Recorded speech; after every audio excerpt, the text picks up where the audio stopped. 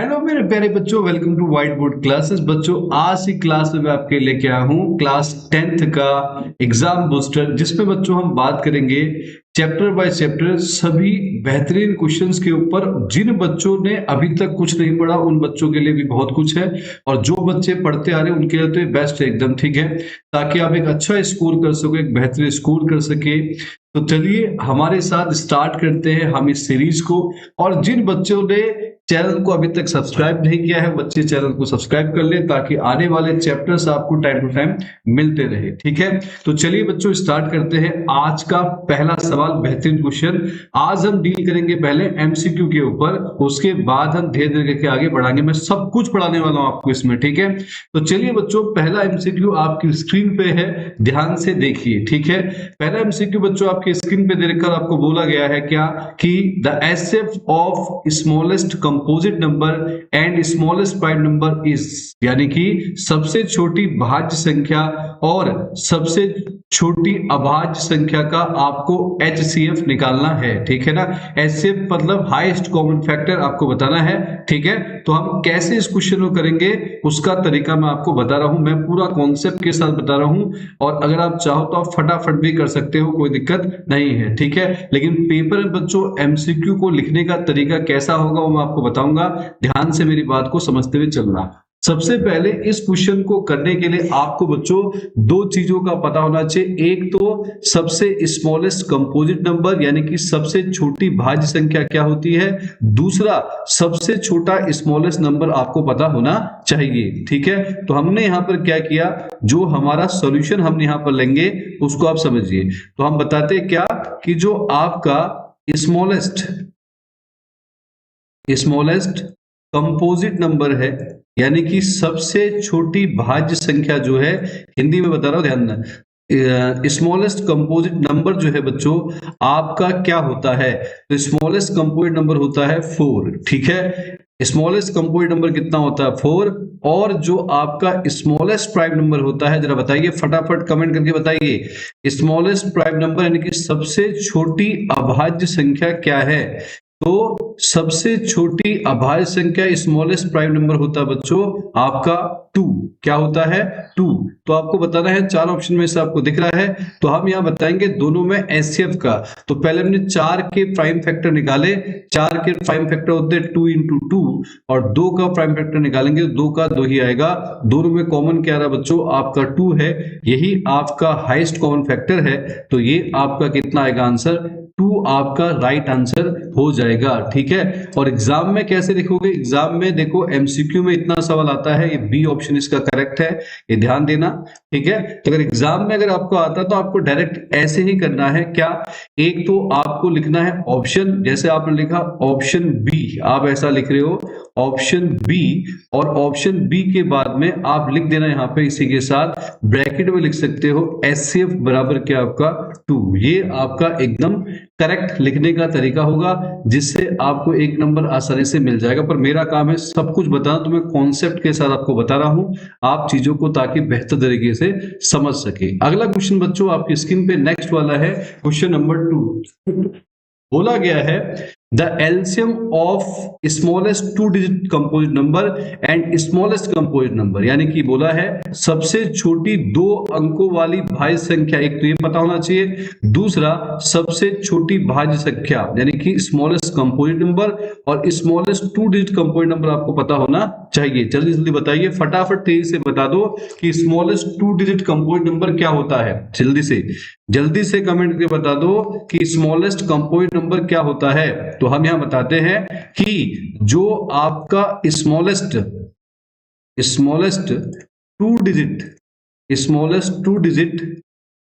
Composite number होता है, smallest 2 digit composite number होता है बच्चों, कंपोजिट नंबर यानी कि 2 अंकों की सबसे छोटी जो भाज्य संख्या है वो आपका होता है बच्चों 10, 2 अंकों का, ठीक है। 2 डिजिट 10 से स्टार्ट होते हैं, और 10 बच्चों आपका क्या है कि 2 से भी डिवाइड होता है, 5 से भी होता है, खुद से भी होता है ना, तो इसके फैक्टर 1 से ज्यादा है, यानी कि 2 से ज्यादा फैक्टर है, तो इसलिए ये क्या है आपका कंपोजिट नंबर है। तो 10 सबसे छोटा होता है, और सबसे छोटा तो मैंने लिखा था कि जो स्मॉलेस्ट सबसे छोटी भाज्य संख्या स्मॉलेस्ट कंपोजिट नंबर तो अभी हमने पीछे पढ़ा है कि स्मॉलेस्ट कंपोजिट नंबर जो है, कंपोजिट नंबर जो है वो बच्चों आपका क्या है, आपका है कितना, 4। तो हमें एलसीएम निकालना है किसका, 4 और 10 का। ठीक है, तो अब एलसीएम निकाल लेते हैं फटाफट यहाँ पे। 4 और 10 का एलसीएम, 2 2 जा 4, 2 5 जा 10, 2 1 जा 2, 5 5 1 जा 5। तो ये आपका एलसीएम हो जाएगा 2 इंटू 2 इंटू 5, यानी 2 2 जा 4 इंटू 5, कितना बच्चों, 20। ठीक है, आपको अगर पेपर में आता है तो सीधे क्या लिखो, ये सब लिखने की आवश्यकता नहीं है। अगर एमसीक्यू में पूछा जाता है डायरेक्ट 4 और 10 का आप एलसीएम निकालिए ऐसे और आंसर लिख दीजिए, आंसर पर टिक लगा के ऑप्शन लिख देना। मैंने अभी सिखाया तरीका क्या, यहां लिखोगे कौन सा ऑप्शन करेक्ट है बच्चों, ऑप्शन नंबर सी हमारा करेक्ट है। तो आप यहां लिखोगे, जो आंसर लिखोगे अपने एग्जाम शीट में ऑप्शन सी और ब्रैकेट में लिखोगे एलसीएम जो है बच्चों, एलसीएम किसका, 4 और 10 का जो एलसीएम है इज इक्वल्स टू कितना बच्चों, 20। ऐसा आप लिख दोगे, या फिर कॉमा करके ब्रैकेट नहीं लिखोगे तब भी ऐसा लिख देना, ताकि एक क्लैरिटी जो है वो एग्जामिनर के दिमाग में बनी रहे। ठीक है, अगला question next. The total number of factors of a prime number, prime number के कुल कितने फैक्टर्स होते हैं, अभाज्य संख्या के कितने गुणनखंड होते हैं। जल्दी से, बहुत आसान सवाल है, जल्दी से बताओ, कमेंट करके जल्दी से बताओ कितने होंगे एक प्राइम नंबर के, एक अभाज्य संख्या के कितने फैक्टर होते हैं, जल्दी बच्चों। ठीक है, तो एक प्राइम नंबर के जो फैक्टर हमारे पास होते हैं बच्चों वो 2 होते हैं। कितने होते हैं, 2। ठीक है, 2 कैसे होते हैं उसको भी बता देते हैं। सपोज करो बच्चों, आपको मालूम है कि यहाँ पे आप ये देखें, कोई भी अगर प्राइम नंबर है तो उसका फैक्टर 2 होते, एक तो खुद और दूसरा 1। कैसे, जैसे मान लो एक प्राइम नंबर है 5 मान लो ऐसा, तो 5 के 2 फैक्टर होंगे, एक तो 1 और एक खुद। तो कितने फैक्टर होते हैं, 2 फैक्टर आपको देखने को मिलेंगे। ठीक है, 2 से ज्यादा है तो वो क्या बन जाएगा, कंपोजिट नंबर बन जाएगा, जो मैं पीछे अभी बता रहा था। बात पूरी क्लियर होगी, समझ में आ गया कि किसी भी अगर प्राइम नंबर के फैक्टर पूछेगा कितने फैक्टर होते हैं बच्चों, तो याद रखना हमारे 2 फैक्टर होते हैं, ऑप्शन सी इज करेक्ट। और यहां पे कैसे पता करोगे तो मैंने आपको बता दिया, ये याद रखना बिल्कुल एकदम दिमाग में। अगला क्वेश्चन देखो बच्चों, बेहतरीन सवाल है, इंपॉर्टेंट क्वेश्चन मैं इस पे लिख रहा हूं, ये आया भी है, देखो यहां लिखा है सीबीएसई 2023 में। ठीक है, पूछा भी गया है, बहुत क्वेश्चन इस प्रकार के क्वेश्चन ज्यादा पूछे जाते हैं आपसे। ठीक है, तो आपको पूछा गया है कि बताओ कि 2 आपके पास पॉजिटिव इंटीजर्स है ए और बी, ए को इस प्रकार लिखा है, बी को इस प्रकार लिखा है, और एक्स और वाई जो है वो प्राइम नंबर है। तो आपको ऐसे बताना है ए और बी का। ठीक है, बहुत सिंपल सी बात है, ध्यान देना। ठीक है, तो आपको मैं दोनों चीज सिखाऊंगा, एचसीएफ भी और एलसीएम भी। पहले एचसीएफ का सुनो, ए आपको कैसे एक्सप्रेस करके लिखा गया है, एक्स क्यूब और वाई स्क्वायर। और बच्चों बी कैसे लिखा गया है, बी लिखा है एक्स वाई स्क्वायर। आपको क्या बताना है, एचसीएफ बताना है ए और बी का। एचसीएफ में क्या है, जब भी आपके पास ऐसे वेरिएबल के फॉर्म में क्वेश्चन दे दे तो आपको हमेशा छोटी पावर लिखनी है।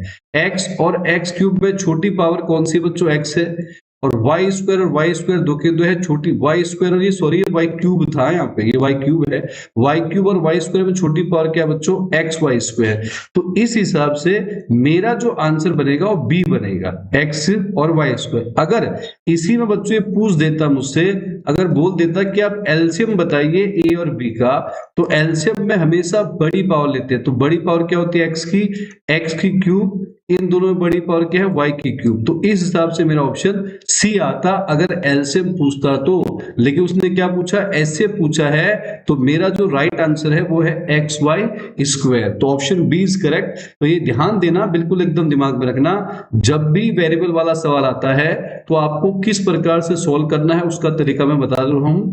एचसीएफ में छोटी पावर देखें दोनों में, एलसीएम में बड़ी पावर। सीख गए है ना, चलो अगर सीख गए तो अगले क्वेश्चन को लिखकर मुझे फटाक से कमेंट करके इसका आंसर बताइए कि P को आपको लिखा ए बी स्क्वायर, Q को लिखा ए स्क्वायर बी, और आपसे एलसीएम पूछा है P और Q का। जल्दी से सॉल्व करके बताइए और आंसर लिखो फटाफट, देखते हैं आंसर। ठीक है। तो आपके पास क्या बच्चों, P जो है वो आपको दे रखा है AB स्क्वायर, सुनिए और Q जो है वो आपका A स्क्वायर भी। जिन बच्चों को आ गया उन्होंने कमेंट के आंसर लिख भी दिया होगा, ठीक है। लेकिन जिनको कम आ रहा है समझ में बच्चों, आराम से समझो ध्यान से। तो हमें पूछा गया है एलसीएम बताना है बेटा। क्या बताना है हमें, एलसीएम बताना है। यहाँ पे एलसीएम किसका बताना है, P और Q का बताना है। P और Q का एलसीएम बताना है। तो एलसीएम में बड़ी पावर देखते हैं। तो बड़ी पावर A में A स्क्वायर है और B में क्या बच्चों, B स्क्वायर है। तो आपका राइट आंसर क्या है बच्चों, A है। यानी कि A square B square is correct answer. और अगर इसी का एचसीएफ में पूछ दूं P और Q का, तो बताओ क्या होगा। तो छोटी पावर देखेंगे, A और A स्क्वायर में A रहा, B और B स्क्वायर में A भी, तब आंसर ये होता अगर एचसीएफ पूछता। पर हमें क्या पूछा बच्चों, आपसे एलसीएम पूछा, तो मेरा आंसर आएगा A स्क्वायर B स्क्वायर। ठीक है, आ रहा समझ में। नेक्स्ट क्वेश्चन देखो, अगला क्वेश्चन। अगला क्वेश्चन पूछा है find after how many places the decimal form of the number. ये आपको दे रखा है कि कितने प्लेस के बाद डेसिमल के, कितने प्लेस के बाद डेसिमल लगेगा। विल टर्मिनेट, टर्मिनेट पता ना, जो जीरो पर एंड हो जाता है हम उसको पढ़ते हैं टर्मिनेट। ठीक है, तो यहां पर बच्चों क्या होगा, ये आपको बोला कितने प्लेस के बाद यानी कि डेसिमल फॉर्म होगा इस नंबर में। ये डिवाइड में दे रखा है। नंबर क्या है बच्चों, 27। तरीका सुना ध्यान से। और नीचे 2 क्यूब, और ये है 5 की पावर 4, और ये है बच्चों 3 की स्क्वायर। इसको 9 कर लेते हैं, तो पूरा ये कैंसिल होकर टर्मिनेट तब होगा जब नीचे 2 और 5 के फैक्टर आए। तो 3 अपॉन में आ गया 2 की क्यूब इंटू में 5 की पावर 4। बिल्कुल ध्यान से। अब इन दोनों में देखो डेसिमल तब लगेगा जब आप नीचे 10 आएगा ना, तो इसको 10 बनाना पूरे को। तो 10 बनाने का पंगा लेकिन क्या, ये 5 की पावर 4 है, ये 2 की पावर 3 है। अगर इसको भी 2 की पावर 4 बना दे, 2 से ऊपर मल्टीप्लाई कर दे, नीचे भी कर दे 2 की पावर 4 और इंटू में 5 की पावर 4, ऐसा ही होगा। 2 3 जा 6 आ जाएगा और ये बन जाएगा 10 की पावर 4, 5 2 जा 10। तो कितना प्लेस लेगा आफ्टर 4 प्लेसेस। यहां दिख रहा है ना कि हमें अगर पूछे कितने प्लेस के बल है, 10 की पावर 4 है, तो 6 अपॉन में आ जाएगा 1 2 3 4। ये लिखने की जरूरत नहीं, मैं समझा रहा हूं ऐसा। ये करते ही आपको समझ में आ जाएगा कि 4 प्लेसेस के बाद, यानी 4 प्लेसेस के बाद क्या होगा, डेसिमल फॉर्म होगा, है ना। Decimal form after 4, decimal will be form after 4 places, यानी कितने के बाद, 4 प्लेस के बाद आपके पास यहाँ पे डेसिमल फॉर्म होगा बच्चों। बिल्कुल समझ में आ गया। ठीक है, कैसे करना है, नीचे 10 बनाना है। ठीक है, कितना नीचे 10। ठीक है, ये ध्यान देना। अगला क्वेश्चन बच्चों, नेक्स्ट वाला आपकी स्क्रीन पे है। अगला क्वेश्चन देखिए, इस क्वेश्चन में आपको दे रखा है LCM, the LCM of 2 number is 182। 2 number है, उनका एलसीएम आपको दे रखा है क्या, 82 182, और एचसीएफ दिया बच्चों 1 यानी 1 3 यानी 13 दिया है। एक नंबर अगर 26 है, दूसरा नंबर आपको फाइंड करना है। यहाँ लिखा है दो संख्याओं का एलसीएम 182 है, एचसीएफ जो है 13 है, उनमें से एक संख्या 26 है, दूसरी संख्या बताओ। तो इसके लिए क्या होता है, एक फॉर्मूला हमने पढ़ा है। क्या पढ़ा है बच्चों, कि दो नंबर जो है ए और बी है, उनका प्रोडक्ट जो होता है वो बराबर क्या होता है, उनके एचसीएफ और एलसीएम के प्रोडक्ट के बराबर होता है। उनके एचसीएफ और एलसीएम के प्रोडक्ट के बराबर होता है किसका, दो नंबर का प्रोडक्ट। ये फॉर्मूला है बच्चों, जो बता रहा हूं मैं, फॉर्मूला है।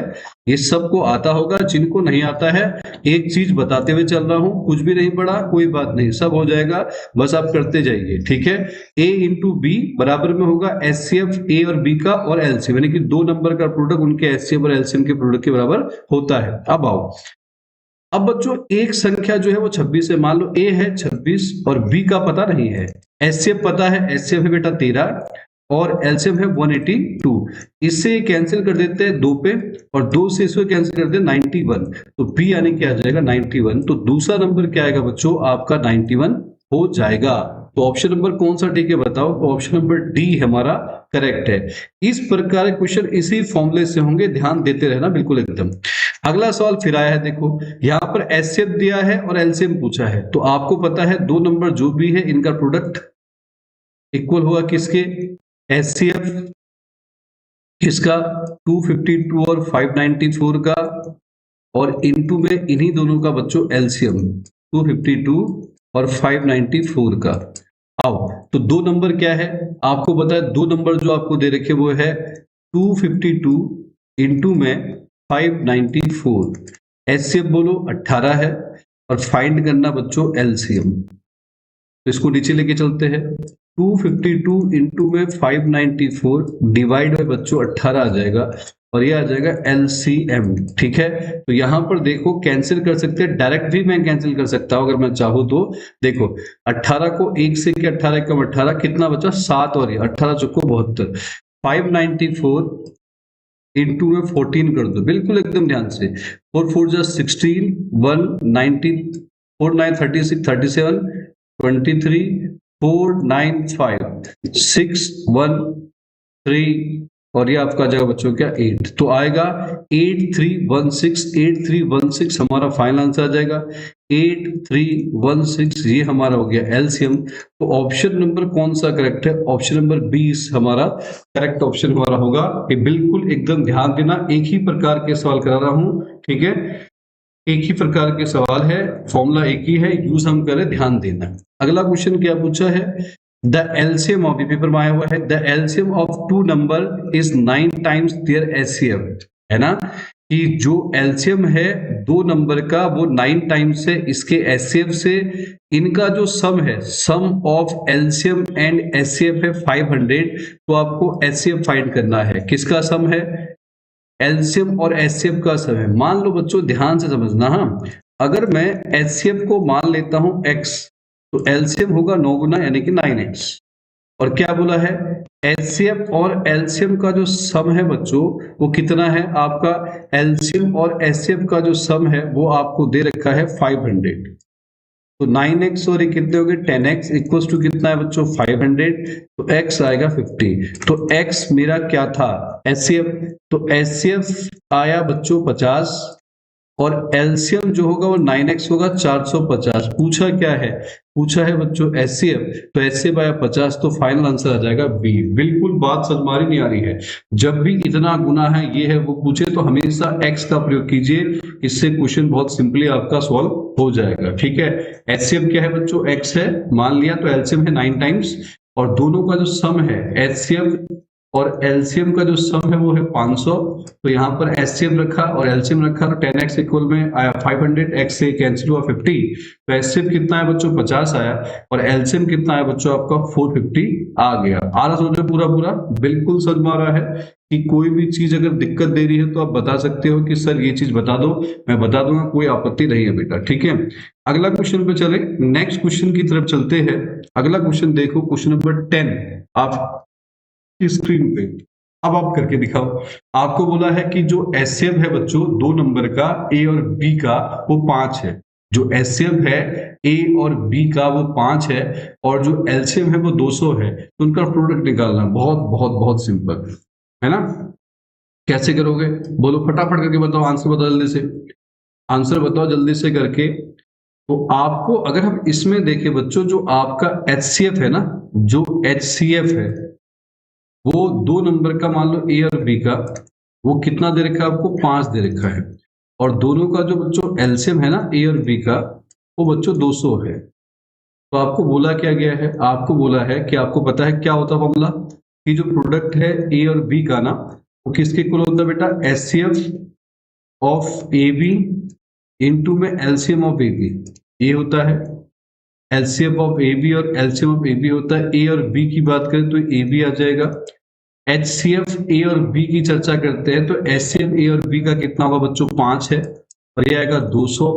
200 को 5 से गुणा किया तो कितना है बच्चों? 1000 आएगा। मतलब मैं कह रहा हूँ ना, बहुत सिंपल सवाल है, बहुत आसान क्वेश्चन है। ठीक है, तो ये आपका कितना आ जाएगा बच्चों? 1000 आपका फाइनल आंसर कितना आएगा? 1000 आपका आ जाएगा। कितना आ जाएगा? 1000। ठीक है, अगला क्वेश्चन देखो बच्चों, नेक्स्ट वाला ये लो क्वेश्चन नंबर 11 देखो। 11 क्वेश्चन बोला है आपको क्या करना है, आपको बता रखा है the value of P and Q such that prime factorization, ये 2520 के प्राइम फैक्टर को हमने इस प्रकार से लिखा है 2520 के प्राइम फैक्टर यानी प्राइम फैक्टराइजेशन जो हमने एक्सप्रेस कर रखे हैं वो इस फॉर्म में कर रखे हैं। आपको पी और क्यू निकालने, यहाँ लिखा भी हिंदी में देखो है ना, 2520 के अभाज्य गुणनखंड ये लिख रखे हैं, तो आपको पी और क्यू क्या होने चाहिए बताने हैं। 4 ऑप्शन आपके पास है। तो पहला काम क्या है? पहला काम है बच्चों, जो आपका 2520 है ना, इसके आप फैक्टर निकालो फटाफट तेजी के साथ। इसके 2520 के, तो 2520 के हमने फैक्टर निकाले, 2 से 1, 2 दूनी 4, ये आया 1260, 2 से क्या 6, 3 0, 2 से क्या 3 1 5, 3 से करो 3 0 5, 3 से करो 3 क्या 9, 3 पंजे 15, 5 से क्या 7, 7 से क्या बच्चों 1। तो हमने क्या किया कि जो 2520 है ना, इसको एक्सप्रेस कर रखा है 2 की क्यूब, 3 की स्क्वायर, 2 की क्यूब है, 3 की स्क्वायर है, इंटू 5 इंटू 7।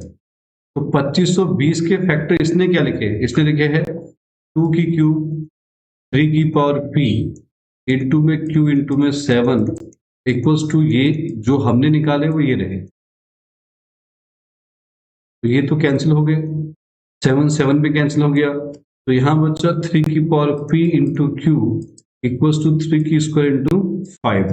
तो हम कंपेयर करें कोफिशिएंट, तो p आ जाएगा 2, है ना बेटा, और q को इससे कंपेयर किया तो q कितना आ गया, 5 आ गया। बिल्कुल समझ में आया। क्या किया, पहले इसके फैक्टर निकाले, फैक्टर निकाल रखे ऐसे, फैक्टर निकाल के इनको जो कैंसिल हुआ कैंसिल हो गया, बकाया को कंपेयर कर दिया, कोफिशिएंट वालों को कोफिशिएंट वालों से और विदाउट कोफिशिएंट वालों को उससे। तो p आया 2 और q आया बच्चों कितना आपका 5। तो फाइनल आंसर आपको क्या मिला, फाइनल आंसर मिला आपको 2,5। तो 2,5 हमारा कौन सा बच्चों, ऑप्शन नंबर सी हमारा करेक्ट है। ठीक है, आ रहा समझ बिल्कुल।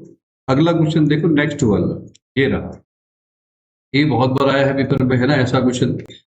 आपको बोला HCF of 65 and 117 is expressible in the form of, ये वाला HCF को हम ऐसे एक्सप्रेस करते हैं तो n बताओ, है ना। अगर 65 और 117 का HCF ये लिख के रूप में व्यक्त किया जाता है तो n कितना होगा। तो आपको क्या करना है बच्चों, पहले आपको इनका HCF निकालना, दोनों का हिंट दे रहा हूं, सुनना ध्यान से, करके दिखाओ फिर मैं करता हूं। इन दोनों का HCF निकालो, 65 और 117 का, और उसको HCF जो हम लिख रहे हैं यहाँ पे HCF बराबर ये, यानी कि ये है क्या, जो HCF है बच्चों, HCF है वो ये लिखा गया है। तो मैं क्या कह रहा हूं आपसे कि आप इन दोनों का HCF निकाल के यहां रख दो, कम यहां पर 117 को हटाओ, इसको सोल्व करके n आ जाएगा। आया समझ में मैं क्या कह रहा हूं, करो फिर करके बताओ फटाफट तेजी के साथ, ये तो मैं करता हूं। ठीक है, जिसको समझ में आ गया पॉज करके करना बिल्कुल ईमानदारी से। ठीक है, ईमानदारी से पॉज करके, जुबान नाम की भी चीज होती है भाई। 65 को अगर हम करें 5 5 एकम 5 5 दिया 15, और यह 13 एकम 13, और यहां से अगर हम करें बच्चों इसको करें 3 से, 3 दिया 9, 3 नम 27, 3 से क्या 13, ये आया 13। तो हमने जब फैक्टर निकाला दोनों में कॉमन दिख रहा है बच्चों 13, है ना। तो HCF कितना है बालकों, 13 आया। HCF 13 आया तो यहां रख दिया, यही मैं कह रहा था आपसे, ये माइनस में इधर आके प्लस का 117, यह 65, तो 130, और यह 65n, तो n आया 130/65, इससे कटेगा तो n आया 2, तो n आपका आ जाएगा बच्चों 2, ये हमारा फाइनल आंसर आ जाएगा। तरीका समझ में आया नहीं आया, मैंने क्या चीज बताई कि जो HCF है 65n-17 का, तो जिसके फॉर्म में एक्सप्रेस करा है वो लिखा, और 65 और 117 का HCF निकाल के यहाँ पुट कर दिया, और फिर इसको सोल्व किया तो n आ गया 2। तो हमारा जो आंसर आया है वो बी हमारा करेक्ट ऑप्शन है। ठीक है, अगला क्वेश्चन तुम्हारे लिए, करो फटक से।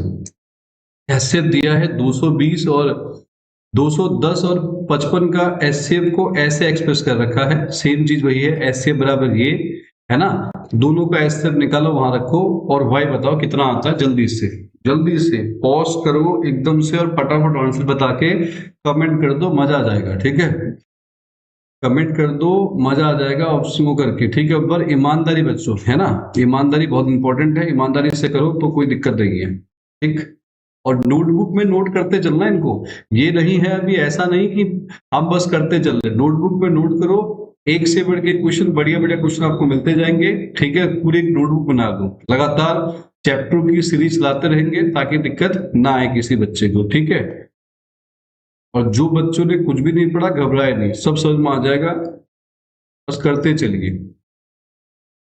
आओ अब हम समझाते हैं। ठीक है, HCF की जब चर्चा करते हैं बच्चों, HCF को एक्सप्रेस कर रखा है 210 इंटू 5 प्लस का 55y, ये हमने कर रखा है। HCF को एक्सप्रेस कर रखा ऐसे, है ना, 210 इंटू 5 प्लस 55y। अब क्या करना है, तो मैंने बताया कि पहले हम दोनों का HCF निकालेंगे, किसका, 210 का और 55 का। तो 2 से क्या 105, 2 3 से करते हैं 3 5, 3 से सॉरी 5 से करेंगे 7, 7 से करेंगे 1, 5 से किया 11 ए, तो कितना आ रहा कॉमन दोनों में, 5 5 ही आ रहा है। तो HCF तो आ गया बच्चों 5, 210 को 5 से गुणा किया तो ये आएगा 1050, 1050 प्लस में ये आएगा 55, ये आएगा ना, ये प्लस में इधर आके माइनस का 5 माइनस का 1050 इक्वल्स टू 55y, तो ये आएगा माइनस का 1045, साइन बड़े वाले का आएगा घटाने पर, इक्वल्स टू आएगा बच्चों 55y, तो y आया माइनस का 1045 बट्टे में 55। तो काटना शुरू करो, है ना, किससे काटते, 5 से काट, चलो 5 से कटा 11 पे, 5 दूनी 10, 5 नम्मा 45, ठीक है। तो ऊपर बचा 209 बट्टे 11, तो 11 से काटा 11 का 11, 9 बचा, तो आंसर आया माइनस का 19, माइनस का 19। तो माइनस का 19 क्या है बच्चों, बताओ, ऑप्शन नंबर कौन सा है, बी हमारा करेक्ट ऑप्शन यहाँ पे रहेगा। बिल्कुल ध्यान समझना, ठीक है।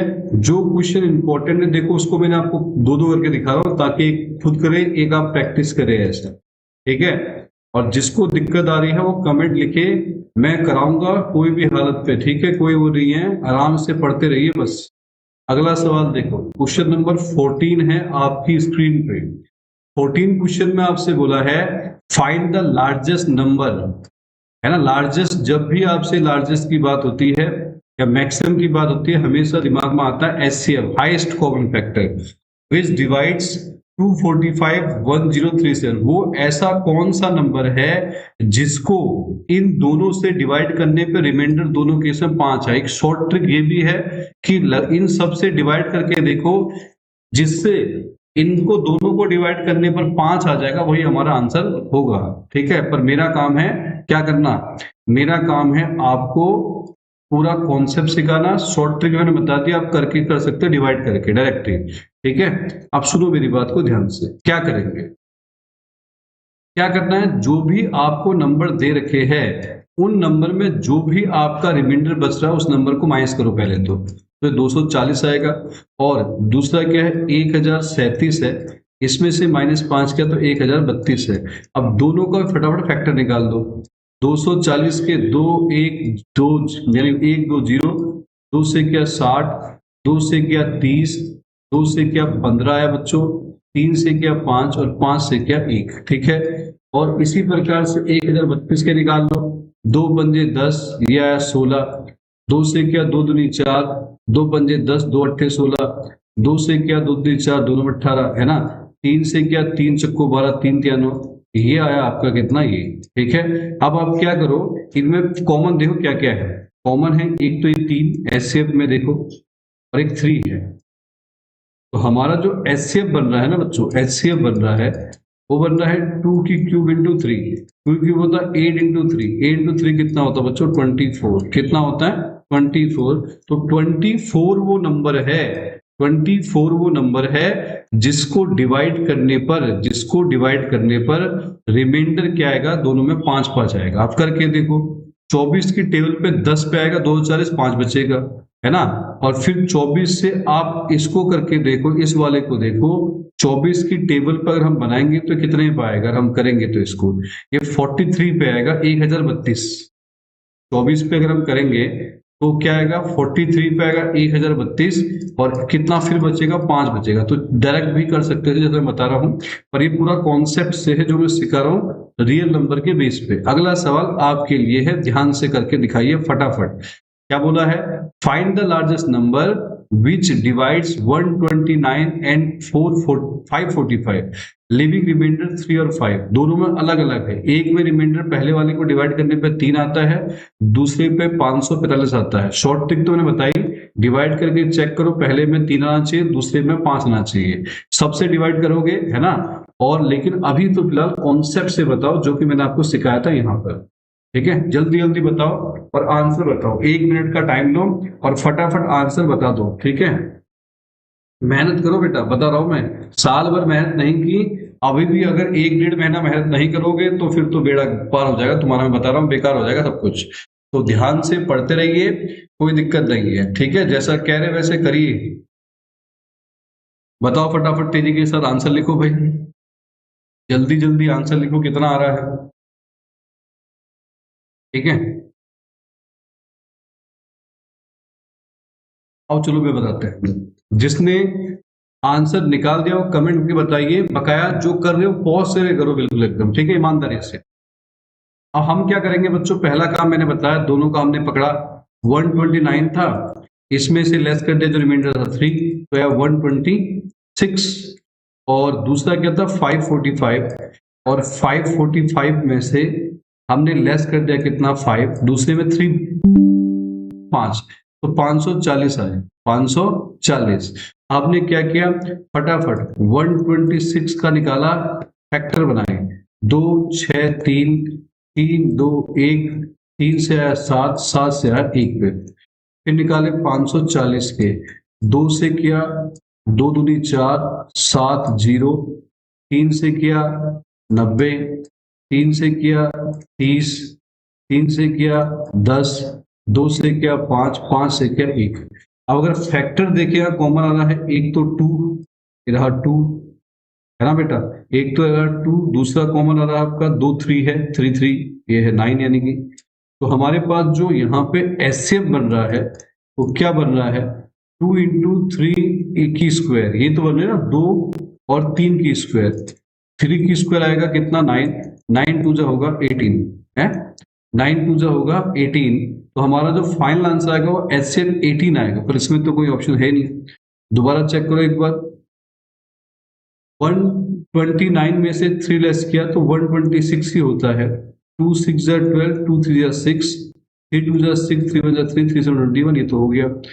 545 में से 5 लेस किया तो आया 540, 2 2 जा 4, 2 7 जा 40, 3 9 जा 27, 3 3 जा 9 30, 3 से किया 10 पे, 2 5 जा 10, 5 1 जा 5, ठीक है। 3 की स्क्वायर और 2 आएगा कॉमन, तो 3 की स्क्वायर 9, 9 2 जा 18, तो इसमें एक ऑप्शन 18 भी होगा जो लिखा नहीं है, मान लो इसी को मान लेते हैं, ये आपका 18 बना लो, इसे 19 को 18 लिख दो, 19 को लिख दो बच्चों 18, तो हमारा जो फाइनल आंसर होगा वो आपका 18 आ जाएगा, कितना आएगा 18। अगला क्वेश्चन नेक्स्ट वाला, क्वेश्चन नंबर 16, फटाफट तेजी के साथ पॉज करके निकाल के दिखाइए, सेम क्वेश्चन है बस में 3 नंबर आपको दे रखे हैं, तो जल्दी जल्दी से मुझे आंसर लिख के बताइए, फटाफट जल्दी जल्दी से आंसर लिख के बताइए, फिर मैं कराता हूं, ठीक है, तेजी के साथ आंसर बताइए फिर मैं कराता हूं,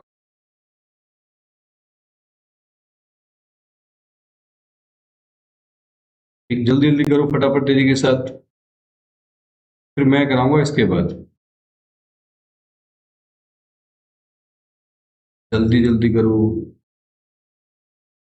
और ईमानदारी से करना, पहले बता रहा हूं मैं, ईमानदारी से करना बच्चों।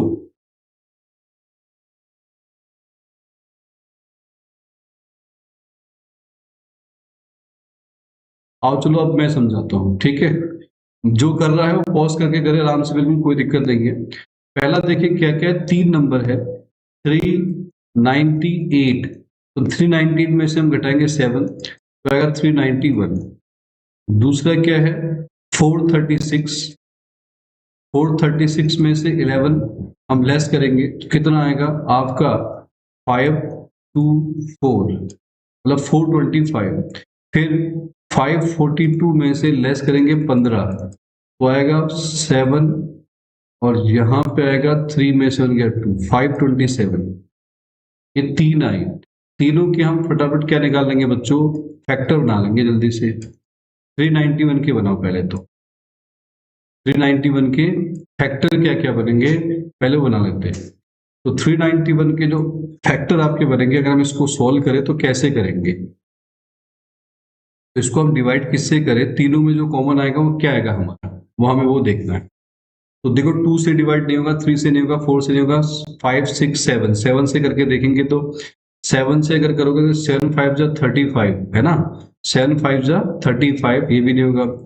7 8 9, 9 से करके देखो, 9 4 जा 36 है ना, 9 4 जा 36 नहीं होगा। 10 11, 11 से करके देखो 33 नहीं होगा। 12 13 से 14 15 16 17, 17 से करके देखो तो 17 से कितना होगा, 17 से करके देखते, 17 2 जा 34, 34 और 5, 17 3 जा 51, ये होगा। 17 2 जा 34, 17 3 जा 51, 23 पे ये आ गया। अगले का निकालो 425 का, 425 का क्या होगा, हम अगर करेंगे 5 से, लास्ट में 5 है तो 5 8 जा 40, 5 8 जा 40, 2 बचा, 5 5 जा 25, फिर 5 से क्या 17 पे, 17 से आएगी। अगले क्या करो, अगला क्या है 527, 527, इसको करके देखो, 2 से 3 से नहीं होना, 4 5 6 7, 7 7 जा 49, 7 7 जा 49, 49 3 बचेगा नहीं होगा। 9 से करके देखो, 9 से भी नहीं होगा। 11 से, 11 4 जा 44, 11 4 जा 44, 11 से भी नहीं होगा। 13 से करके देखो, 13 से 13 26 39 नहीं होगा। 14 15 16 17 से ही करके देखो, 17 से करके देखेंगे, 17 2 जा 34, 17 से ही करके देखो, 17 2 जा 34, 17 3 जा 51, 17 3 जा 51 और 17 1 जा 17, तो ये आएगा आपका कितना, 17 1 जा 17, 31 से जाएगा, सॉरी क्या क्या, 17 3 जा 51 है ना बच्चों, और बचा क्या 1 और 7, 17 1 जा 7, 31 से कर दिया तो ये आया। तो तीनों में कॉमन क्या दिख रहा है आपको, 17 17 17, तो आपका एचसीएफ जो आ जाएगा बच्चों वो आपका 17 आ जाएगा, और आपका जो आंसर होगा वो क्या होगा आपका 17, बी ऑप्शन करेक्ट होगा। दोबारा से अगर फिर बता दूं, पहला काम तो बताइए कि जब भी ऐसा पूछे रिमाइंडर वाला सवाल आए, लार्जेस्ट नंबर निकालना है, तो हम लोग क्या करेंगे, फटाफट तीनों में क्या ले लेंगे, इन तीनों को जो रिमाइंडर है वो तीनों नंबर में माइनस कर दो। तो ये माइनस किया 391, ये माइनस किया 425, ये माइनस किया 527, 391 के फैक्टर निकालें, ट्राई किया सबसे, 17 से आया 23 पे, 23 बन जाइए। इसको क्या पहले 5 से, फिर 5 से, फिर 17 से, इसको पहले 17 से किया, फिर 1 से किया, यानी 31 से किया, तो सब में कॉमन दिख रहा है आपका 17 जो आपकी स्क्रीन पे आपको दिख रहा होगा।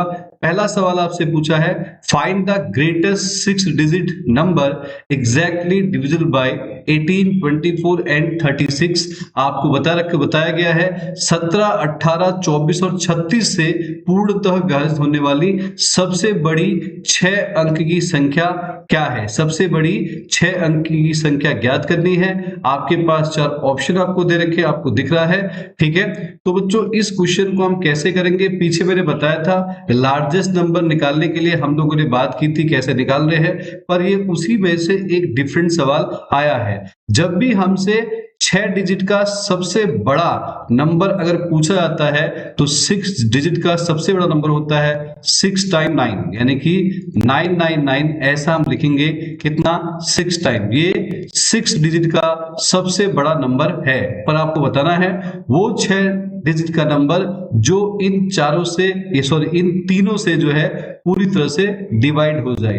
तो पहले हम क्या करेंगे, प्रोसेस क्या होगा, प्रोसेस बच्चों ये होगा कि हम पहले इन तीनों का एलसीएम फाइंड करेंगे, ठीक है। जो एलसीएम आएगा उस एलसीएम को इससे डिवाइड कर देंगे, है ना, और इससे डिवाइड करने पे जो रिमाइंडर बचेगा उस रिमाइंडर को इसमें से माइनस कर देंगे। तो इसका मतलब ये होगा कि ये तीनों नंबर जो थे इससे डिवाइड करने पर 63 रिमाइंडर बच रहा था, तो 63 को हम हटा देंगे और जो नंबर आएगा वो 6 डिजिट का सबसे बड़ा नंबर होगा जो इन तीनों से डिवाइड हो जाएगा। दोबारा से एक बार बता देते हैं, मैंने क्या बोला कि सबसे पहले बच्चों हम लोग बात करेंगे किसके बारे में, एलसीएम निकालेंगे तीनों का। एलसीएम बच्चों हम निकालेंगे किसके, तीनों का। 18, 24 और बच्चों 36 का। तो 18, 24 और 36 का एलसीएम निकाल लेते हैं। यहाँ पे 18 का 24 और 36, ठीक है। तो हमने क्या किया, इसको डिवाइड किया किससे बच्चों, 2 से। ये 9 पे आएगा, ये 12 पे आएगा, ये 18 पे आएगा। फिर 2 से किया, ये 6 पे आया, ये 9 पे आया। फिर 2 से किया, 9 3 9, फिर 3 से हो जाएगा 3 1 3, फिर 3 से ये आपका हो जाएगा। तो यहाँ आपका बचेगा 2 की क्यूब इंटू में 3 की स्क्वायर। 2 की क्यूब होता है 8, 3 की स्क्वायर होता है 9, 9 8 जा कितना 72। जो 72 आया है उसको हम डिवाइड कर दें किससे, सबसे बड़े 6 डिजिट के नंबर से। ये रहा 6 डिजिट का सबसे बड़ा नंबर, और इसको हम 72 से डिवाइड करेंगे। 1 पे आएगा 72, लेस किया 7, यहां से बच्चों 2, ऊपर से हमने कैरी कर लिया, नीचे 9 आ गया, ठीक है। ये आएगा 7 3 जा 21, 2 3 जा 6, और आएगा 2 1 6। यहाँ आएगा बच्चों आपका 3, इधर आपका सिर्फ से गया तो ऊपर से फिर एक और आप नीचे कैरी कर लो। ये आएगा 7 8 जा 56, 8 2 जा 16, 8 2 जा 16, 8 7 जा 56 और 57। फिर लेस किया 3, फिर 63 आया, फिर एक और कैरी कर लिया, ये फिर 8 पे आया। कितना बच्चों, फिर 8 पर वही आएगा 5 1 6, 5 1 6 नहीं 5 7 6, 5 7 6। फिर दोनों को हम लेस करेंगे यहाँ पे, तो फिर 63 आएगा।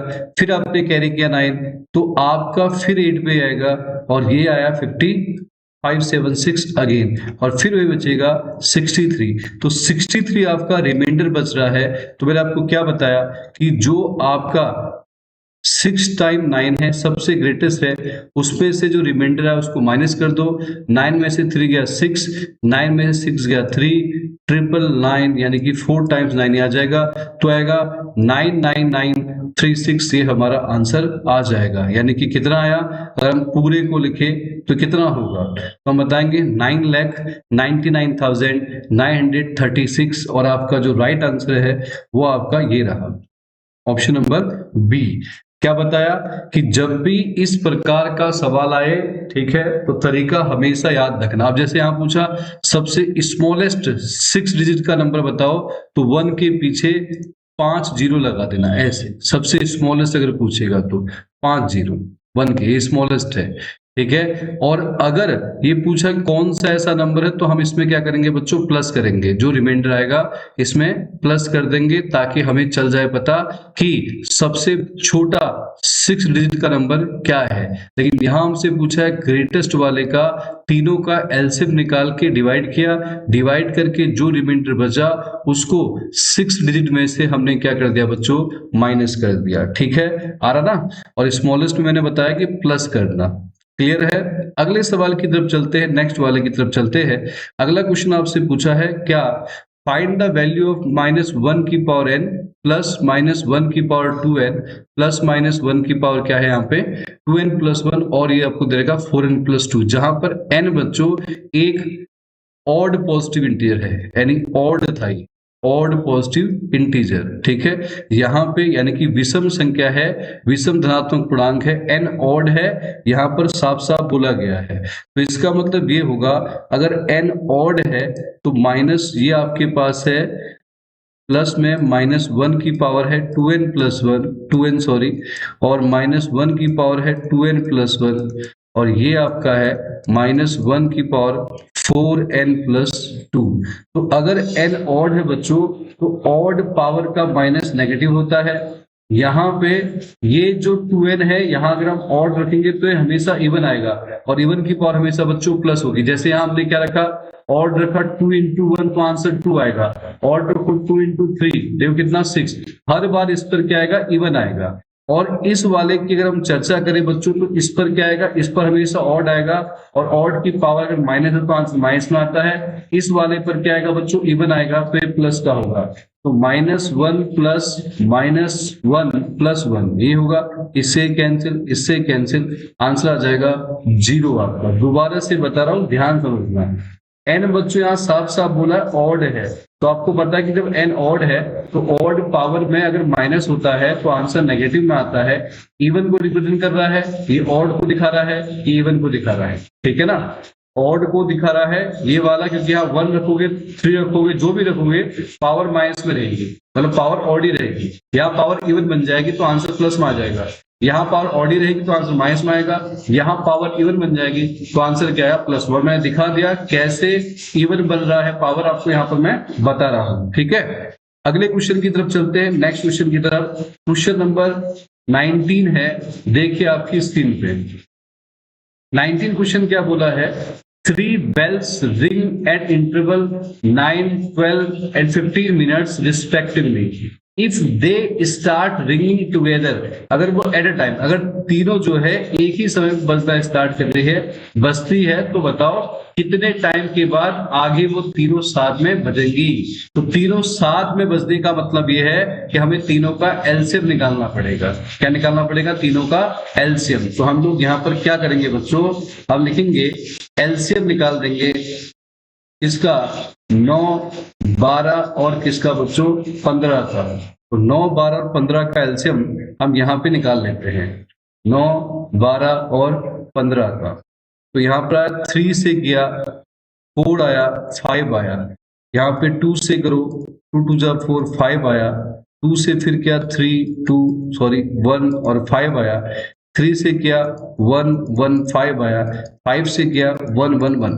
तो आपका क्या आया 3 इन स्क्वायर, 2 की स्क्वायर और इन 2 में 5, 3 की स्क्वायर कितना 9, 2 की स्क्वायर कितना बच्चों 4 और ये आएगा 5, 5 4 जो 20 और ये आ गया 180 मिनट्स। 180 मिनट्स का मतलब क्या है 3 आवर, यानी कि ये तीनों 3 घंटे के बाद बजेंगी साथ में। तो तीनों 3 घंटे के बाद बजेंगी, ये हमारा हो गया ऑप्शन नंबर क्या सी हमारा करेक्ट हो गया। दोबारा से बता रहा हूं कि जब भी इस प्रकार का सवाल आए कि तीनों आपको दे रखे हैं तो आपको ध्यान देना है तीनों अगली बार कब बजेंगे ऐसा पूछेंगे तो आपको हमेशा तीनों का एलसीएम निकालना है। एलसीएम निकालने के बाद बच्चों जो यहाँ पर 3 की स्क्वायर है वो 9 होगा, 2 की स्क्वायर 4 होगा और ये 5 होगा। तो अब देख क्या आते 180 मिनट्स आए, 180 मिनट्स मतलब 3 घंटे, 1 घंटे में 60 मिनट तो 180 मिनट माने यानी कितना 3 घंटे आपके 3 आवर्स है।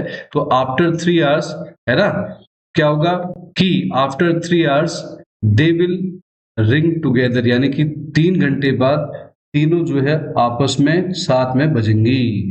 अगला सवाल फिर वो बोला है देखो उसी प्रकार का, at an international airport, at an international airport planes take off from 5 different runways. ठीक है, क्या करते हैं 5 डिफरेंट रनवेज में इस इंटरवल पे टेक ऑफ करती है, 3 मिनट, 4 मिनट, 8 मिनट, 12 मिनट और 15 मिनट के गैप में, यानी कि इंटरवल में ये क्या कर रही है क्या कर रही है कि टेक ऑफ कर रहे हैं। अगर तीनों जो है, अगर 5 के पास देखो 7:30 बजे प्लेन्स टूक ऑफ ऑल 5 रनवेज साइमल्टेनियसली, अगर 7:30 बजे 5 के पास प्लेन टेक ऑफ कर देती है तो आपको बता रहा है कि बताओ अगली बार when will 5 planes take off together again, फिर जो है अगली बार तीनों साथ में कब टेक ऑफ करेंगे, तीनों नहीं 5। ठीक है, तो वही तरीका जो सेम सवाल मैंने कराया अभी उसी प्रकार से होगा।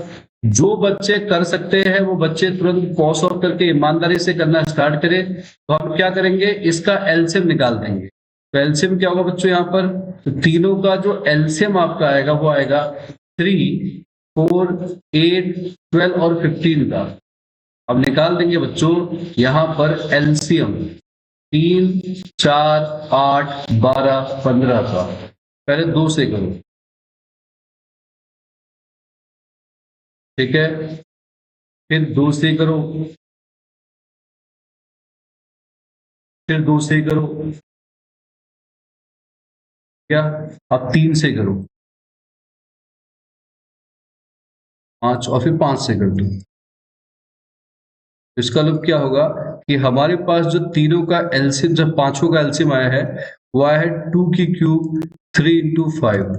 2 की क्यूब कितना होता है 8 और ये आएगा 3 5 तो 15। तो 15 को हमने अगर 8 से किया तो आएगा 120 मिनट। 120 मिनट मतलब होता है 2 घंटे बाद। तो अगर ये सुबह 7:30 बजे है ना टेक ऑफ हुए हैं, तो अगली बार क्या होंगे 2 घंटे बाद, 2 घंटे बाद यानी कि 9:30 बजे ये दोबारा से क्या करेंगी, टेक ऑफ करेंगी। यानी कि ये रहा ऑप्शन नंबर डी आपका करेक्ट है। आया समझ में, पूरी तरह से क्लियर हो गया। क्या बताया कि देखो पिछला सवाल भी ऐसे ही बताया था कि यहां हमने पढ़ा कि तीनों घंटियों के बारे में पढ़ा था कि 9, 12 और 15 मिनट में बजती है ना, और क्या करती है, तो ये अगली बार कब बजेंगे, तो एलसीएम निकाला इस क्वेश्चन में। यहाँ पर 5 एयरपोर्ट में जो प्लेन्स की हमने चर्चा की, 5 प्लेन्स इस इंटरवल पे क्या कर रही है, टेक ऑफ कर रही है। सुबह 7:30 बजे पांचों साथ में करते, तो अगली बार कब करेंगे, तो अगली बार पांचों का निकालने के लिए हमने क्या किया, पांचों का एलसीएम निकाला। कितना है, 120 मिनट, 120 मतलब 2 घंटे। 7:30 बजे टेक ऑफ हुआ था, तो अगली बार 2 घंटे बाद होगा, यानी कि 9:30 बजे टेक ऑफ होगा। ये हमारा रहा क्वेश्चन नंबर 20 वाला बच्चों। ठीक है, इसके बाद अगला क्वेश्चन आपकी स्क्रीन पे है, ध्यान दीजिए।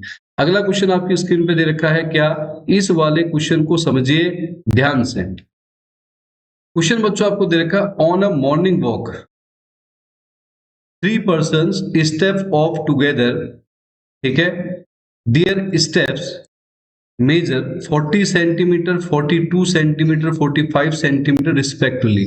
The minimum distance each should walk so that each can cover the same distance in complete steps is. यानी बोला है कि यहां लिखा है सुबह की सैर के दौरान 3 लोग एक साथ चलना शुरू करते हैं और उनके कदमों की लंबाई 40 सेंटीमीटर, 42 सेंटीमीटर, 45 सेंटीमीटर है। वह न्यूनतम दूरी क्या होगी जो हर किसी को चलनी चाहिए, ताकि हर कोई पूरे कदम में समान दूरी तय कर सके। तो वो मिनिमम डिस्टेंस आपसे पूछा है। तो मिनिमम डिस्टेंस जब भी ऐसी चर्चा होगी तो हम क्या करेंगे, इन तीनों का निकाल देंगे बच्चों एलसीएम, इसका इन तीनों का। तो हम लिखेंगे यहाँ पे क्या, मिनिमम डिस्टेंस कवर्ड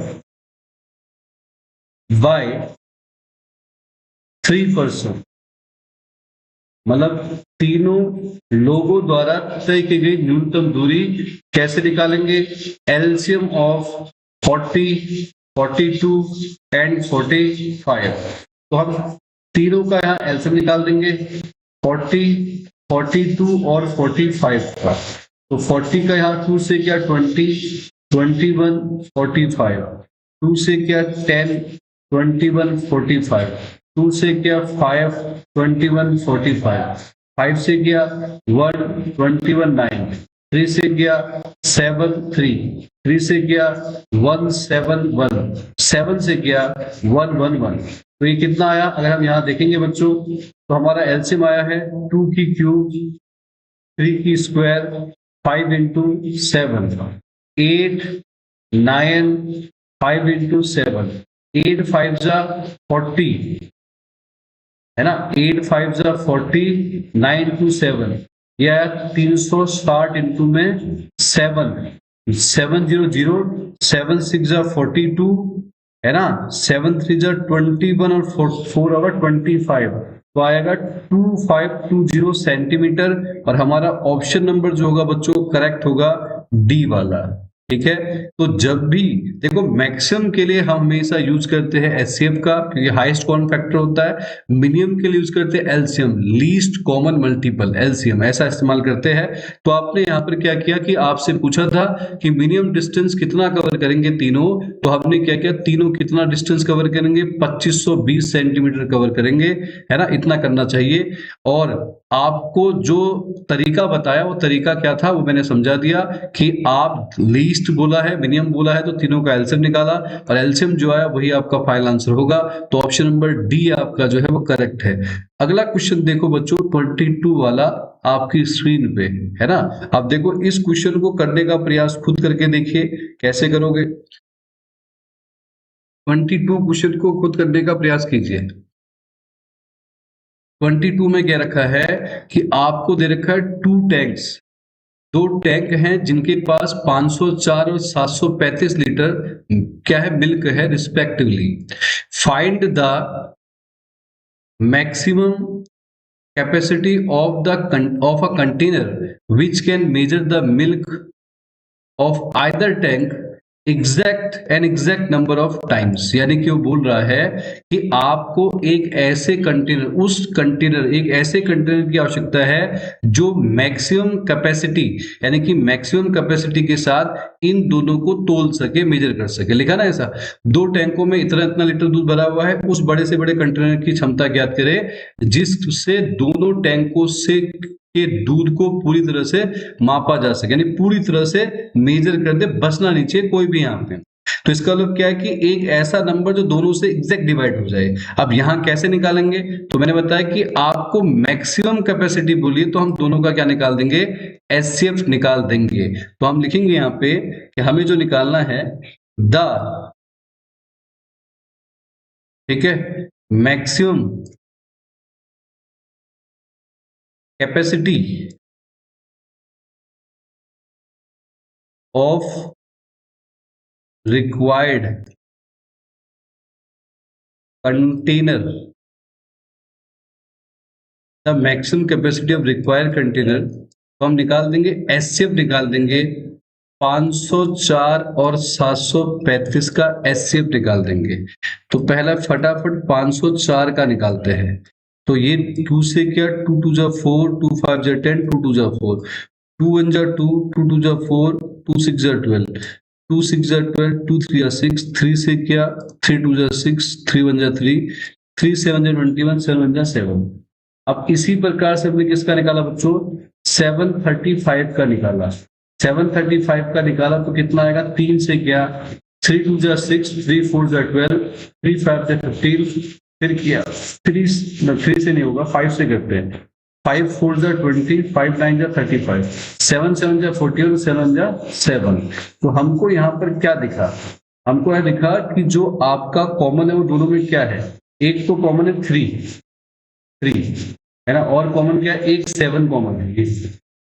तो इसका मतलब जो एचसीएफ आया बच्चों, जो एचसीएफ आया है वो आया है 3 into 7, जो कॉमन है ना दोनों में, एक 3 कॉमन है और एक 7 कॉमन है, ये 3 और दूसरा कॉमन बच्चों 7। तो 3 7 जा कितना, 21 लीटर। तो इसका मतलब जो 21 लीटर का एक कंटेनर है, जिस कंटेनर से दोनों है ना दूधों को, यानी दोनों मिल्क को यानी आराम से नापा जा सकता है।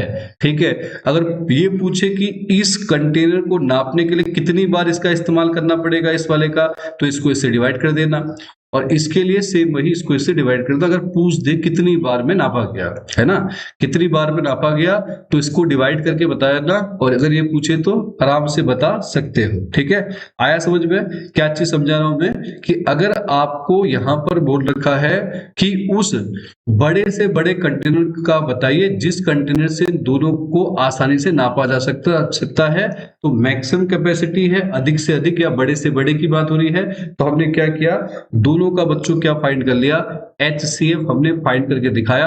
और एचसीएफ कितना आया, एचसीएफ आपका आया है 21 लीटर, यानी कि जो बर्तन आप इस्तेमाल करोगे वो 21 लीटर का होना चाहिए। ठीक है बेटा, अगले सवाल की तरफ चलते हैं, नेक्स्ट वाला। ठीक है, अगला क्वेश्चन पढ़ते हैं ध्यान से। कहता है अ स्वीट सेलर हैज 420 काजू बर्फी। एक स्वीट सेलर के पास 420 काजू बर्फी है और 150 बादाम बर्फी है। ही वांट्स टू स्टैक मतलब होता है ढेर लगाना, कोई stack them in such a way that each stack has the same number and they take up the least area of the tray.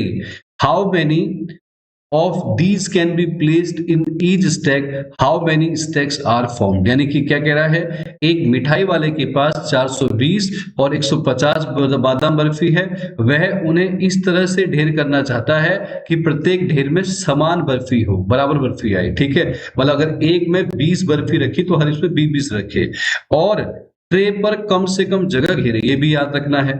प्रत्येक ढेर में कितनी बर्फी रखी जाएगी, पहली बात तो यह है कि प्रत्येक में कितनी बर्फी रखी जाएगी आपको ये बताना है।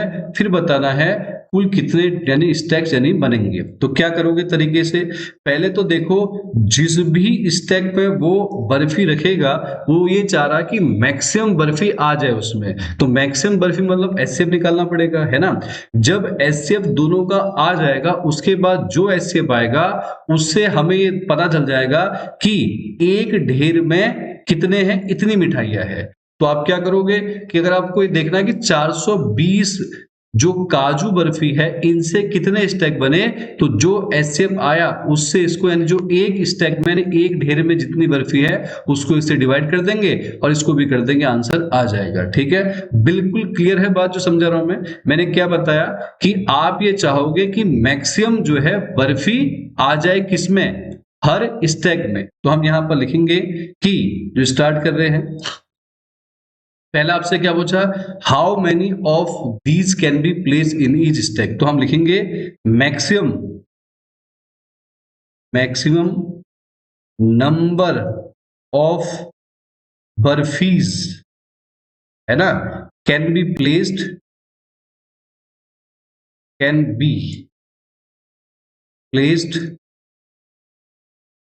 In each stack.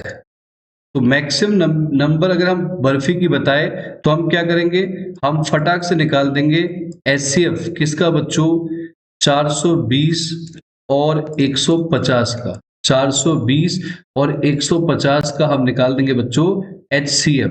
तो जब हम 420 और 150 का एचसीएफ निकालेंगे तो यहाँ 2 से किया, 2 2 जा 4 10, 2 से किया 105, 2 1 जा 2, 2 5 जा 10, फिर 3 से किया 3 से 9, 3 5 15, 5 से किया 7 पे, 7 से किया 1 पे। इसी प्रकार से बच्चों दूसरे वाले का है 150, इसका भी निकाल देते हैं। तो 150 का निकाला तो किससे आया, 2 से आया, 7 और 2 5 जा 10, है ना। 3 से किया, 3 2 जा 6 और 3 5 जा 25, 3 5 जा 15, 3 2 जा 6, 3 5 15, 5 5 जा 25, 5 1 जा 5। अब हम चेक करते हैं कि इन दोनों में कॉमन क्या आ रहा है। तो 420 यहां देख लेते हैं, 420 के फैक्टर बने हैं 2 इंटू 2 इंटू 3 इंटू 5 इंटू 7, और 150 के बने हैं 2 इंटू 3 इंटू 5 इंटू 5। तो कॉमन है 2 3 और एक 5। तो जो एचसीएफ आया 420 और 150 का, वो कितना है बच्चों, 2 इंटू 3 इंटू 5, तो आया 5 से 15 और 30। ये तो समझ में आ गया कि जो मैक्सिमम बर्फी रखी जाएगी स्टैक में 30 है। अब दूसरा सवाल क्या पूछा है कि जो आपके नंबर ऑफ स्टैक्स बताने हैं, तो हम यहां बताएंगे total number of stacks, total number of stacks दोनों के बता रहे हैं। ठीक है, अलग बताएंगे तो इसके अलग इसके अलग, हमें लेकिन दोनों के बताने हैं टोटल कितने हैं, कितने फॉर्म हुए। तो हम क्या करेंगे, मैंने बताया था जो एचसीएफ आया है 30, इसको 420 से भी डिवाइड करेंगे और 150 से दोनों को जोड़ देंगे। तो अगर इससे कैंसिल करेंगे तो ये आएगा 14, और अगर इससे कैंसिल करेंगे आएगा 5। तो 14 प्लस 5 कितना होगा बच्चों, 19 होगा। तो इसका मतलब ये हुआ एक स्टैक में 30 बर्फी रखेंगे और जो पूरे नंबर ऑफ स्टैक बनेंगे ऐसे 19 बनेंगे दोनों के। अगर अलग अलग पूछा, काजू के बताओ 14 और बादाम के बताओ 5 स्टैक बनेंगे। ठीक है, आया तरीका समझ में पूरा अच्छे से। ठीक है, क्या चीज समझाने का प्रयास कर रहा हूं मैंने बताया कि एक स्वीट सेलर ने 420 और 150 काजू बर्फी और बादाम बर्फी को क्या करने हैं, ढेर यानी स्टैक्स में रखना है। और जब स्टैक्स में रख रहा है तो वो चाहता है कि अधिक से अधिक काजू आ जाए या अधिक से अधिक बर्फी रखी जाए और एरिया कम से कम लगे। तो हमने क्या किया, मैक्सिमम बर्फी की जब बात होती है तो हम क्या निकालते हैं, एचसीएफ। तो हमने दोनों का एचसीएफ निकाला, तो कितना है बच्चों, 30 आया। और जब 30 आया तो उसके बाद उसने पूछा कितने ढेर बने, कितने स्टैक्स बने। तो हमने क्या कर दिया, इन दोनों को जो 450 बर्फी है एक में 30 आ रही है, तो 420 से हमने 30 को डिवाइड किया और 150 से। तो हमने बताया टोटल लग रहे हैं 19 स्टैक या 19 ढेर बनेंगे, जिसमें से 14 होंगे किसके, काजू वाले बर्फी की और 5 होंगे बादाम बर्फी की। तो हमारा जो फाइनल आंसर है बच्चों वो आया 30 कोमा, कितना है बच्चों 30,19, ये रहा आंसर हमारा फाइनल आंसर। ठीक है, आ रहा समझ में। अगला सवाल नेक्स्ट वाला ये रहा। अगला क्वेश्चन है 24 क्वेश्चन बोला है बच्चों, Ravi and Shikha drive around a circular sports field, Ravi take 16 minute to take 1 round, है ना। रवि और शिखा अगर एक सर्कुलर स्पोर्ट्स फील्ड में दौड़ रहे हैं और रवि जो है उसका एक चक्कर लगाने में 16 मिनट लेता है, जबकि शिखा की बात करें वो एक राउंड लगाने में 20 मिनट लेती है। अगर दोनों एक ही पॉइंट से और एक ही टाइम में चलना स्टार्ट करे एक ही डायरेक्शन में, तो बताओ कितने टाइम के बाद या कितने टाइम के बाद दोनों मिलेंगे। तो वो टाइम होगा मिनिमम टाइम। वो मिनिमम टाइम कितना होगा कि जब दोनों मिलेंगे।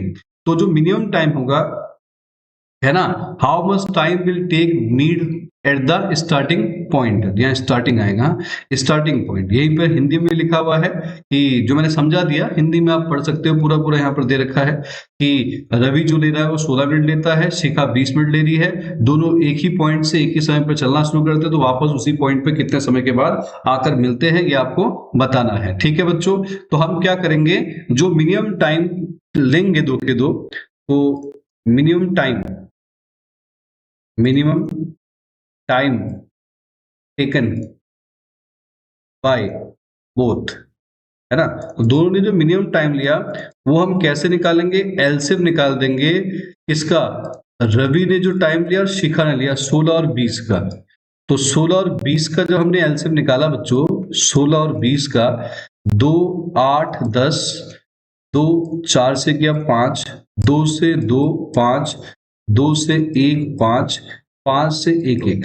तो जो एलसीएम आया है बच्चों दोनों का वो आया है 2 की पावर 4 इंटू 5। तो 2 की पावर 4 होता है कितना 16 और ये होगा 5, 16 पंजे होता 80 मिनट। तो इसका मतलब दोनों 80 मिनट के बाद आप आकर मिलेंगे। अब अगर ये पूछे कि बताओ 80 मिनट बाद दोनों आकर मिले, लेकिन ये पूछा तब तक रवि ने कितने चक्कर लगा लिए थे, तो रवि ने चक्कर कितने लगाए, तो number of revolution by Ravi, तो हम डिवाइड करेंगे इसको किसको 16, 80 को डिवाइड कर देंगे 16 से, तो 5 चक्कर लग जाएंगे, 16 पंजे 80, और इसने 4 चक्कर लगाए, तो 5 चक्कर के बाद रवि और 4 चक्कर के बाद शिखा जो है आकर उस पॉइंट पर मिलती है। मैंने दोनों बातें बता दी। कितना टाइम लिया उन्होंने 80 मिनट, 1 घंटे 20 मिनट, 1 घंटे 20 मिनट का समय लिया।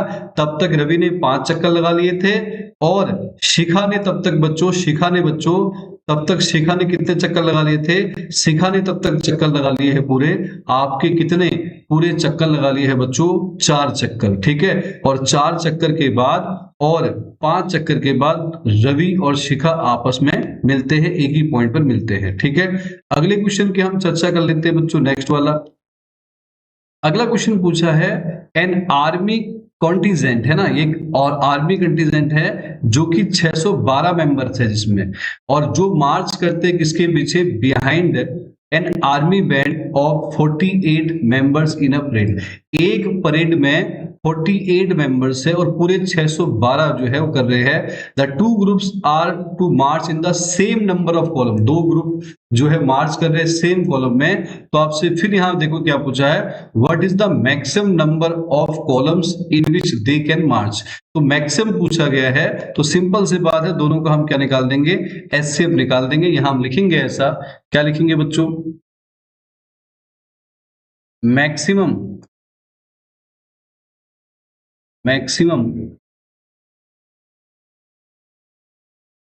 ठीक है, मैक्सिमम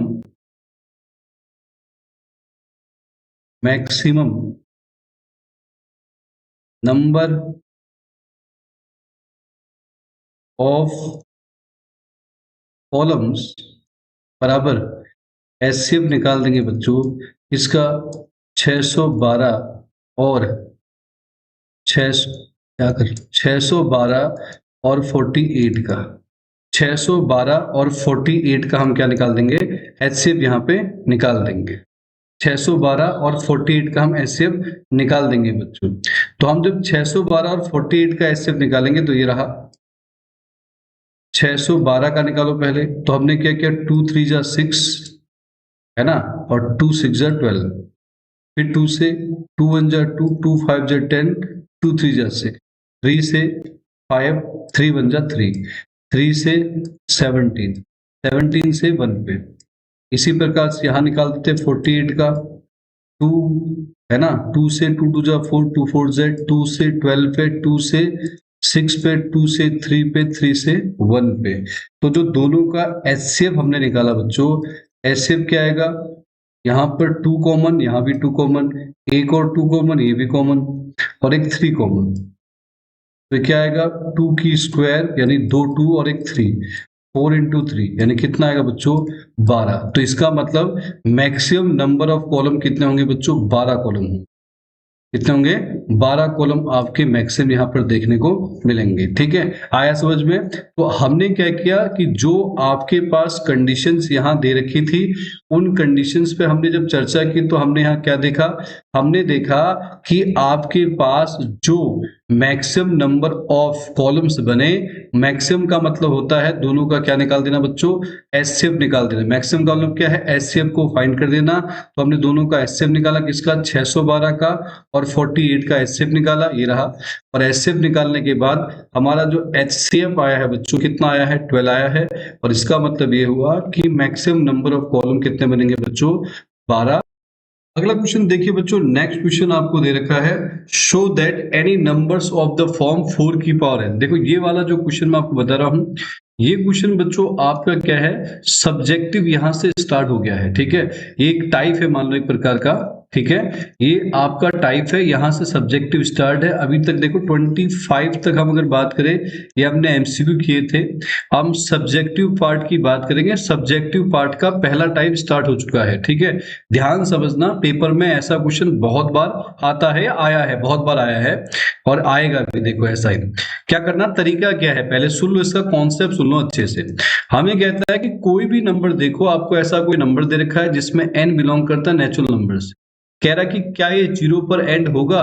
तो हमें फंडामेंटल प्रिंसिपल ऑफ काउंटिंग जब हम चर्चा करते हैं तो वहां पर हमें क्या चीज सिखाया जाता है, ये बताया जाता है कि कोई भी नंबर 0 पर एंड तब होगा जब उसका फैक्टर 5 की पावर n के टाइप का होगा। ऐसा फैक्टर, प्राइम फैक्टर 5 की पावर n के टाइप का होगा। अगर जिस नंबर के फैक्टर इस प्रकार के आए तो वो नंबर 0 पर एंड होगा, अदरवाइज नहीं होगा। ठीक है, तो हम यहाँ पर क्या करते हैं, हम यहाँ पर बना के दिखाते हैं। लिखने का तरीका कैसा होगा वो मैं आपको बता रहा हूं। सबसे पहले बच्चों हम लिखेंगे वी हैव, और हम क्या करेंगे, इस जो नंबर आपको दे रखे हैं फटाफट इसके फैक्टर आप निकाल लो। तो ये आपका क्या रहा, 2 इंटू 2 यानी कि 2 की पावर 2n है। तो हमको क्या दिखा रहा है, यहां लिखेंगे दिस शो दैट क्या बता रहा है, 2 is only the prime factor of 4 की पावर n, है ना। तो यहां पर हम क्या बता रहे हैं, 4 की पावर n तो है, बट यहां हम देखें 5 is not a factor of, 5 is not a factor of, किसका फैक्टर नहीं है बच्चों, 5 is not a factor of 4 की पावर है। मैंने बोला था ना, कोई भी नंबर अगर 0 पर एंड तब होगा जब उसका फैक्टर 5 के उसमें आए, तब जाके होगा। लेकिन यहाँ जो 4 की पावर है इसका फैक्टर 2 के में आ रहा है, 2 केवल फैक्टर है, 5 नहीं है। 5 is not a factor of 4 की पावर n। तो हम लिखेंगे हेंस या देयरफॉर या हेंस लिख देंगे। हेंस क्या, 4 की power n can never and with the digit क्या बच्चों, 0, द डिजिट 0। ठीक है, इतना ही लिखना है। ये क्वेश्चन 2 मार्क्स से ऊपर नहीं आने वाला है, केवल 2 मार्क्स का ही रहेगा। लेकिन तरीका जो मैंने आपको बताया वो आपको याद रखना है बिल्कुल दिमाग में। ठीक है, अगली चीज देखो, अगला समझते हैं। अगला क्वेश्चन फिर बोला है कि शो दैट, यहां देखो, शो दैट 12 की power n can never and with the digit 0 और 5 फॉर एनी नेचुरल नंबर। तो यहां भी हम सेम लिखेंगे इसी प्रकार से, क्या वही चीज वी हैव 12 की पावर n है और इसके फैक्टर बच्चों बनाएंगे 2 into 2 into 3 और इसकी पावर n। तो फैक्टर क्या बने 2 की पावर 2n into 3 की पावर n। अब भी देखो क्या नहीं है 5 फैक्टर नहीं है, तो हम ये बताएंगे this show that 2 and 3 are the only factor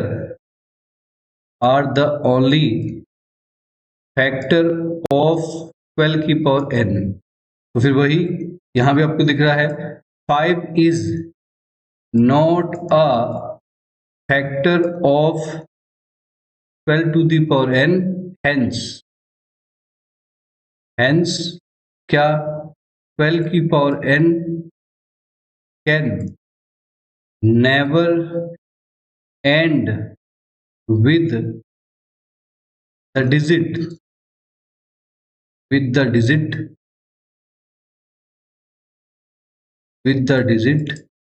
0 और 5। ठीक है, ये हमारा 2 नंबर में सफिशिएंट है लिखने के लिए। कोई भी नंबर 0 डिजिट पे एंड तब होगा जब उसके फैक्टर 5 में आए। जैसे मोला 5 की पावर n 0 पर एंड हुआ क्या, देखो 5 की पावर n हो जाएगा क्योंकि उसका फैक्टर क्या है बच्चों 5 है। मेरी बात समझ में आ रही नहीं आ रही है? तो जिसके फैक्टर 5 में आएंगे 5 की पावर n इस टर्म में आ रहे हैं तो वो पक्का क्या है आपका 0 पर एंड होगा। जाहिर सी बात होगा ही, जैसे हमें पता है कोई भी, जैसे हम कहते हैं कि क्या कोई भी डिजिट 0 पर एंड होती है तो 5 से डिवाइड होता है कि नहीं होता है, या फिर 10 से होता है। 5 और 10 से होता ही नहीं होता। पर हम यहाँ प्राइम फैक्टर की बात करते हैं तो प्राइम फैक्टर में हम 10 नहीं ले सकते क्योंकि 10 के खुद फैक्टर बनते हैं 2 और 5 बनते हैं। तो हम किसको लेते हैं प्राइम फैक्टर में? 5 प्राइम फैक्टर है जो 0 पर एंड करा सकता है। तो इसका मतलब कोई भी नंबर के फैक्टराइजेशन करने पर उसमें 5 होना चाहिए, केवल 5 होना चाहिए, तब वो 0 पर एंड होगा, अदरवाइज नहीं होगा। ठीक है, सारी बात समझ में। अगला क्वेश्चन आपको दे रखा है शो दैट 6 की power n can never and with the digit 0 और 5। तो ये आपको करके मुझे दिखाना है और इसका आंसर पूरा अच्छे से जैसे मैंने बताया है तरीके से ये रहा। इस तरीके सीरीज का 29 क्वेश्चन में बच्चों आज हम डिस्कस करने वाले हैं किसके बारे में? आज हम बात करेंगे इरेशनल नंबर प्रूव करने वाले क्वेश्चनों पे कि कैसे इरेशनल नंबर प्रूव करते हैं। इसके जितने भी इसके टाइप है मैं आपको सब कवर कराने वाला हूं, आपका काम है अच्छे से देखना। ठीक है, तो सबसे पहले बच्चों क्या है इरेशनल नंबर? हम किसी नंबर को प्रूव करते हैं या किसी नंबर को इरेशनल नंबर हमें प्रूव करना है तो आपको 2 बातें पता होनी चाहिए। पहला इरेशनल नंबर के बारे में, दूसरा रैशनल नंबर के बारे में। तो हम ये कहते हैं कि इरेशनल नंबर किसे कहते हैं? इरेशनल नंबर वो नंबर होता है जिसको हम p बाय क्यू के फॉर्म में एक्सप्रेस नहीं कर सकते, है ना। इरेशनल नंबर अपरिमेय संख्या वो है जिसको आप p बाय क्यू के फॉर्म में एक्सप्रेस नहीं कर सकते और जिसका डेसिमल एक्सपेंशन जो होता है वो नॉन टर्मिनेटिंग नॉन रिक्योरिंग होता है। ठीक है, इसको हम बोलते हैं अशांत अनावृत्ति। ठीक है, हिंदी में इसको हम कहते हैं अशांत अनावृत्ति और इंग्लिश में कहते हैं non terminating non recurring number या नॉन रिकरिंग जो हम कहते हैं, जो रिपीट नहीं होता, अलग अलग नंबर आते रहते हैं। ठीक है, एंड नहीं होते हैं। ठीक है, तो ऐसे नंबर को हम क्या बोलते हैं बच्चों? Irrational number. और रैशनल नंबर वो होता है जिसको p बाय क्यू के फॉर्म में एक्सप्रेस किया जा सकता है, जहां पर p और q आपके क्या होते हैं बच्चों? प्राइम फैक्टराइजेशन यानी को प्राइम नंबर्स होते हैं। और को प्राइम नंबर यानी सह अभाज्य संख्या वो होती है जिसका HCF यानी 2 नंबर ऐसे है को प्राइम, 2 प्राइम नंबर है हमने लिखे हैं जिनका HCF कितना होगा बच्चों? 1 होगा। ये नॉलेज आपके पास होना चाहिए कि रैशनल नंबर क्या है, इरेशनल नंबर क्या है। और रैशनल नंबर का डेसिमल एक्सपेंशन होता है क्या? टर्मिनेटिंग, है ना। क्या होता है बच्चों? टर्मिनेटिंग होता है या फिर नॉन टर्मिनेटिंग और रिक्योरिंग होता है यानी रिपीट करता है, बार वाला जिसको हम कहते हैं। ये हमारे पास इतना पता होना चाहिए। तो बच्चों यहां हमारे पास अगर आप देखो तो रैशनल नंबर की नॉलेज ज्यादा है, मतलब रैशनल नंबर को हम ज्यादा एक्सप्रेस कर सकते हैं। तो हम लोग क्या करते हैं, पहले हम अपने नॉलेज की तरफ जाएंगे। हम इस नंबर जो आपको √2 दे रखा है इस नंबर को हम रैशनल कंसिडर करेंगे। अगर रैशनल है तो इसका मतलब क्या है बच्चों, कंसीडर कर रहे हैं, लेट अस अज्यूम, हम इसको मान रहे हैं कि ये नंबर एक रैशनल नंबर है। अगर ये नंबर रैशनल ना हुआ तो क्या रहेगा, इरेशनल होगा। अगर ये नंबर हम रैशनल प्रूव ना कर पाए तो ये क्या होगा बच्चों, इरेशनल नंबर होगा। ठीक है, तो हम लोग क्या करते हैं, यही काम कर रहे हैं कि हम पहले जब भी कोई नंबर रैशनल देगा उसको आप सबसे पहले एज्यूम करोगे, अगर पॉसिबल है, कि ये रैशनल नंबर है।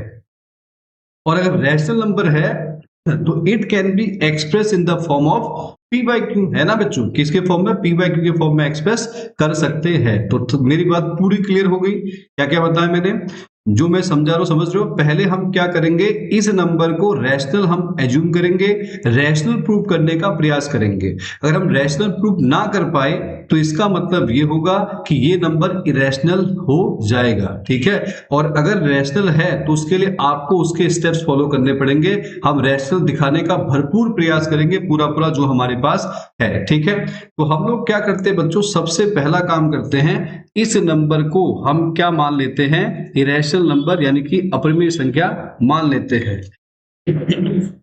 तो हम पहले क्या करेंगे बच्चों, सबसे पहले यहां पर हम एज्यूम कर लेंगे, लेट अस एज्यूम, क्या कर लेंगे बच्चों, late us assume.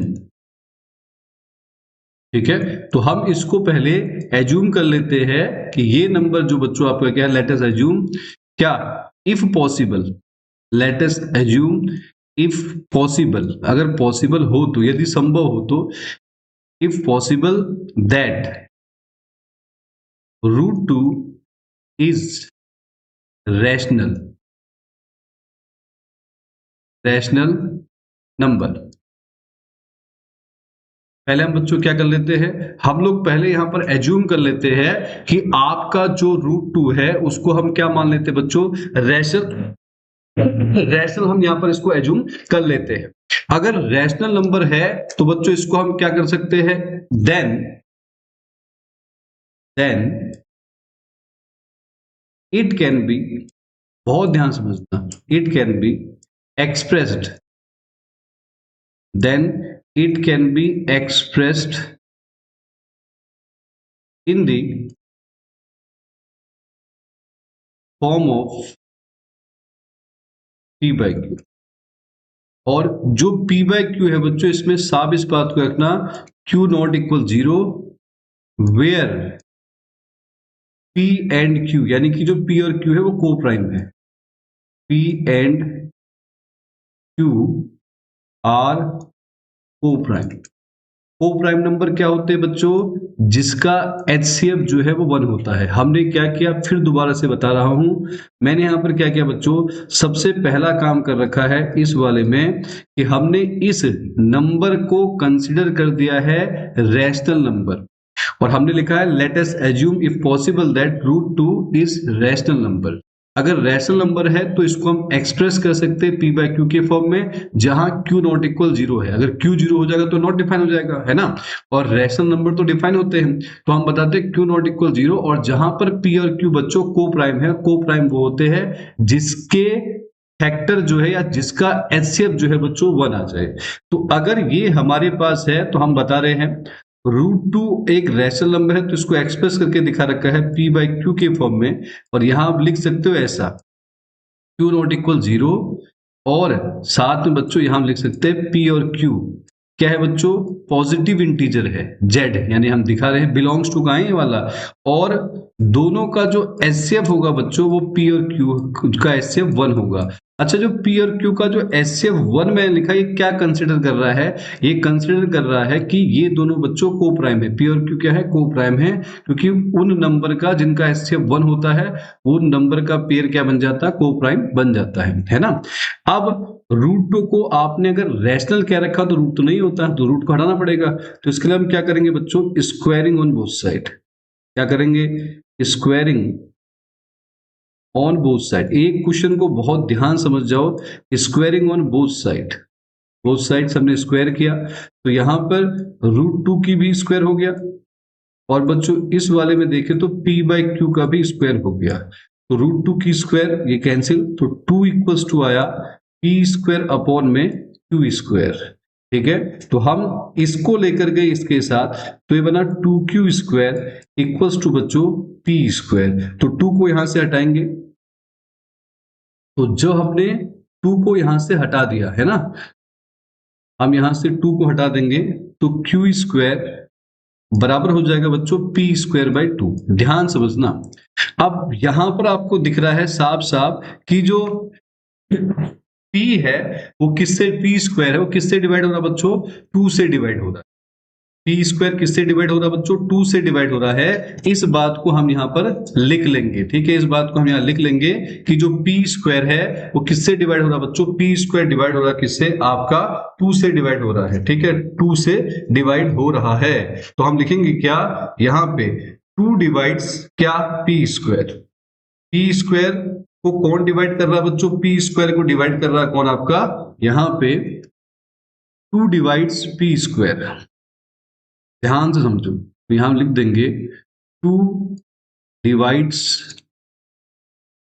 p square. अगर p स्क्वायर से करेगा तो देयरफॉर यानी कि क्या होगा, तो 2 डिवाइड्स क्या बच्चों, p। अब देखो पहली बात तो हमने यहां पर क्या कर लिया कि जो p स्क्वायर को कौन डिवाइड, p स्क्वायर 2 से डिवाइड हो रहा है ना, और जो q स्क्वायर जो दूसरा वाला हमने माना अगर वो भी 2 से डिवाइड हो गया, फिर तो दोनों का एचसीएफ कितना आएगा, 2 आएगा, क्योंकि हमने क्या बोला है, अगर हम p और q को बच्चों को प्राइम कह रहे हैं, अभी और समझाऊंगा मैं इसको, p और q को अगर आपने को प्राइम माना है, को प्राइम क्या होता है, जिसका एचसीएफ कितना हो बच्चों, 1 हो। लेकिन आप यहां पर क्या कर रहे हो, एस मतलब एक तो वो हो और एक उसका फैक्टर यानी क्या हो, 1 हो, यानी कि इसके अलावा और वो किससे डिवाइड नहीं हो सकता। पर हम किस तरफ चल रहे हैं, देखो हम 2 की तरफ चल रहे हैं, तो हमने यहां पर क्या कर लिया, थोड़ा सा यहाँ कंसिडर कर लिया, या हम मान लेते हैं, ठीक है, हम यहां पर क्या कर लेते हैं, कंसिडर कर लेते हैं, कंसिडर है ना, p को मान लेते हैं 2r ऐसा, और जहां पर r एक पॉजिटिव इंटीजर है, p इक्वल्स टू 2r, तो हम क्या करते हैं, जहां पर आपका p है वहां 2r रख देते हैं, और डिवाइडर बच्चों 2, q स्क्वायर इक्वल्स टू आया 4r स्क्वायर डिवाइड बाई 2, इससे कैंसिल, तो q स्क्वायर इक्वल्स टू आया बच्चों 2r स्क्वायर। तो आप क्या करोगे, आपको दिख रहा है 2 को नीचे लेके जाओ, तो आपका आएगा q स्क्वायर बाई 2 बराबर r स्क्वायर। देखो यहां साफ साफ चल रहा पता कि 2 फिर किसको भी डिवाइड कर रहा है, 2 डिवाइड्स q स्क्वायर, इसीलिए 2 किसको डिवाइड करेगा बच्चों, आपका q को भी करेगा। अभी मैंने बताया ना, देखो यहां पर अभी हमने खुद बोला, पीछे हमने क्या किया कि अगर √2 एक रैशनल नंबर है तो उसको p बाय q के फॉर्म में एक्सप्रेस करते हैं। p बाय q को प्राइम है, को प्राइम वो होता है जिनका एचसीएफ 1 है, इसका मतलब उनका फैक्टर कोई और नहीं होता। तो हम यहाँ पर क्या दिखा रहे हैं कि जो p स्क्वायर है वो 2 से भी, p 2 से भी डिवाइड होता है, और q से भी, देखो यहाँ पर p 2 को भी डिवाइड, 2 जो है p को भी डिवाइड कर रहा है, और 2 जो है बच्चों q को भी कर रहा है। तो इसका मतलब इसका फैक्टर जो है वो आपका 2 भी है। क्या है, इसका फैक्टर 2 है, जबकि हमने बोला है कि अगर को प्राइम है तो फैक्टर कितना होना चाहिए बच्चों, आपका फैक्टर होना चाहिए 1, आपका फैक्टर होना चाहिए, ठीक है। अब क्या करेंगे, तो हम बताएंगे यहाँ पे, तो हम यहाँ बताएंगे लास्ट में जो हम लिखेंगे क्या, therefore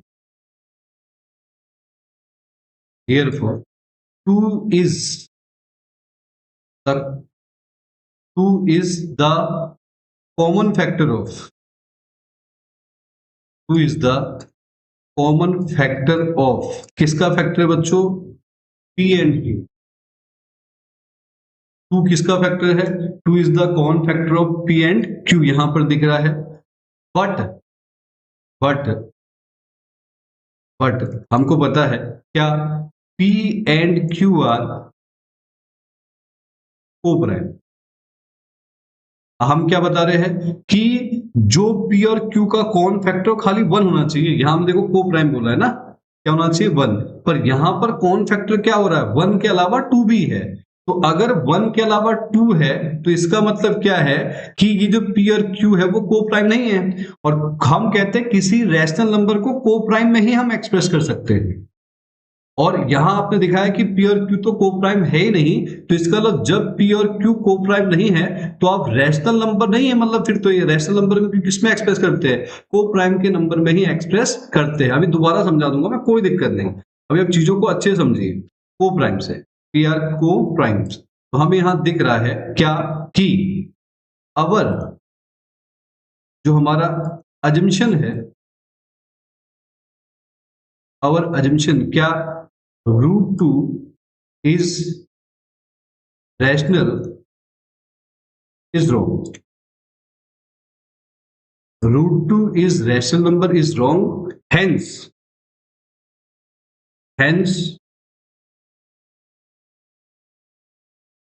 root two is irrational number, is an irrational number। दोबारा समझाते हैं, अच्छे से समझो ध्यान से, क्योंकि एक क्वेश्चन समझ में आ गया, सारे एक के बाद होंगे, ध्यान से। ये मेन क्या है कि जो बच्चों हम लिख रहे हैं हमको उसके बारे में पता होना चाहिए कि हम लिख क्या रहे हैं, ठीक है। तो हमने क्या बताया, पहली चीज समझना आराम से, बिल्कुल हमने बताया बच्चों, मैंने आपको बोला कि आपको प्रूव करना है रूट टू एक इरेशनल नंबर है। तो मैंने कहा कि हमको जो नॉलेज है वो रैशनल नंबर की ज्यादा है कि रैशनल नंबर को पी बाय क्यू के फॉर्म में एक्सप्रेस कर सकते हैं। तो हमने क्या किया, रूट टू को रैशनल नंबर यहां पर एज्यूम कर लिया, अगर पॉसिबल है तो रूट टू रैशनल नंबर है। फिर हमने कहा कि अगर रैशनल नंबर है तो इसको हम एक्सप्रेस कर सकते हैं पी बाय क्यू के फॉर्म में, और पी और क्यू क्या है बच्चों, को प्राइम है। इसका मैं क्या कह रहा हूं, रैशनल नंबर को को प्राइम में ही एक्सप्रेस कर सकते हैं।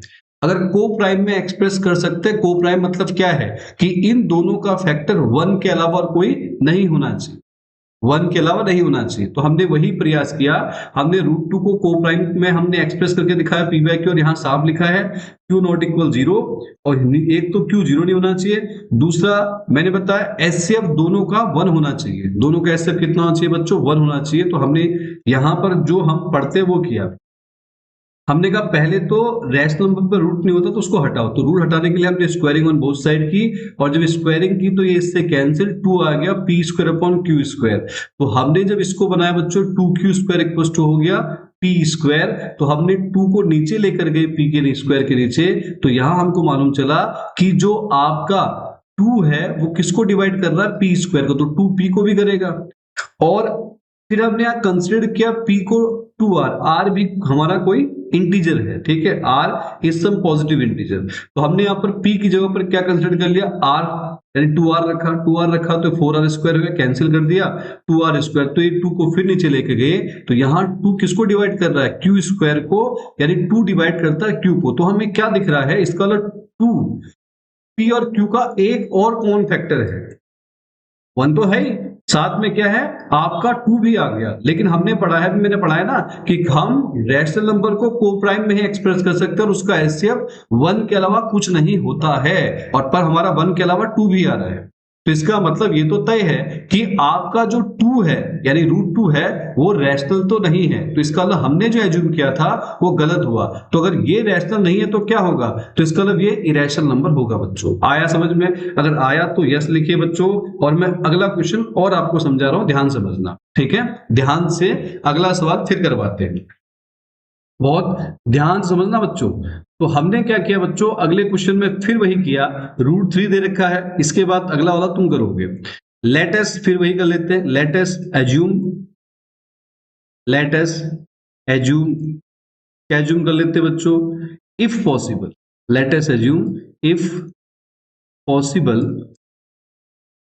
That root two is rational number, है ना बच्चों। अगर ये रैशनल नंबर है तो हम बोलेंगे then it can be expressed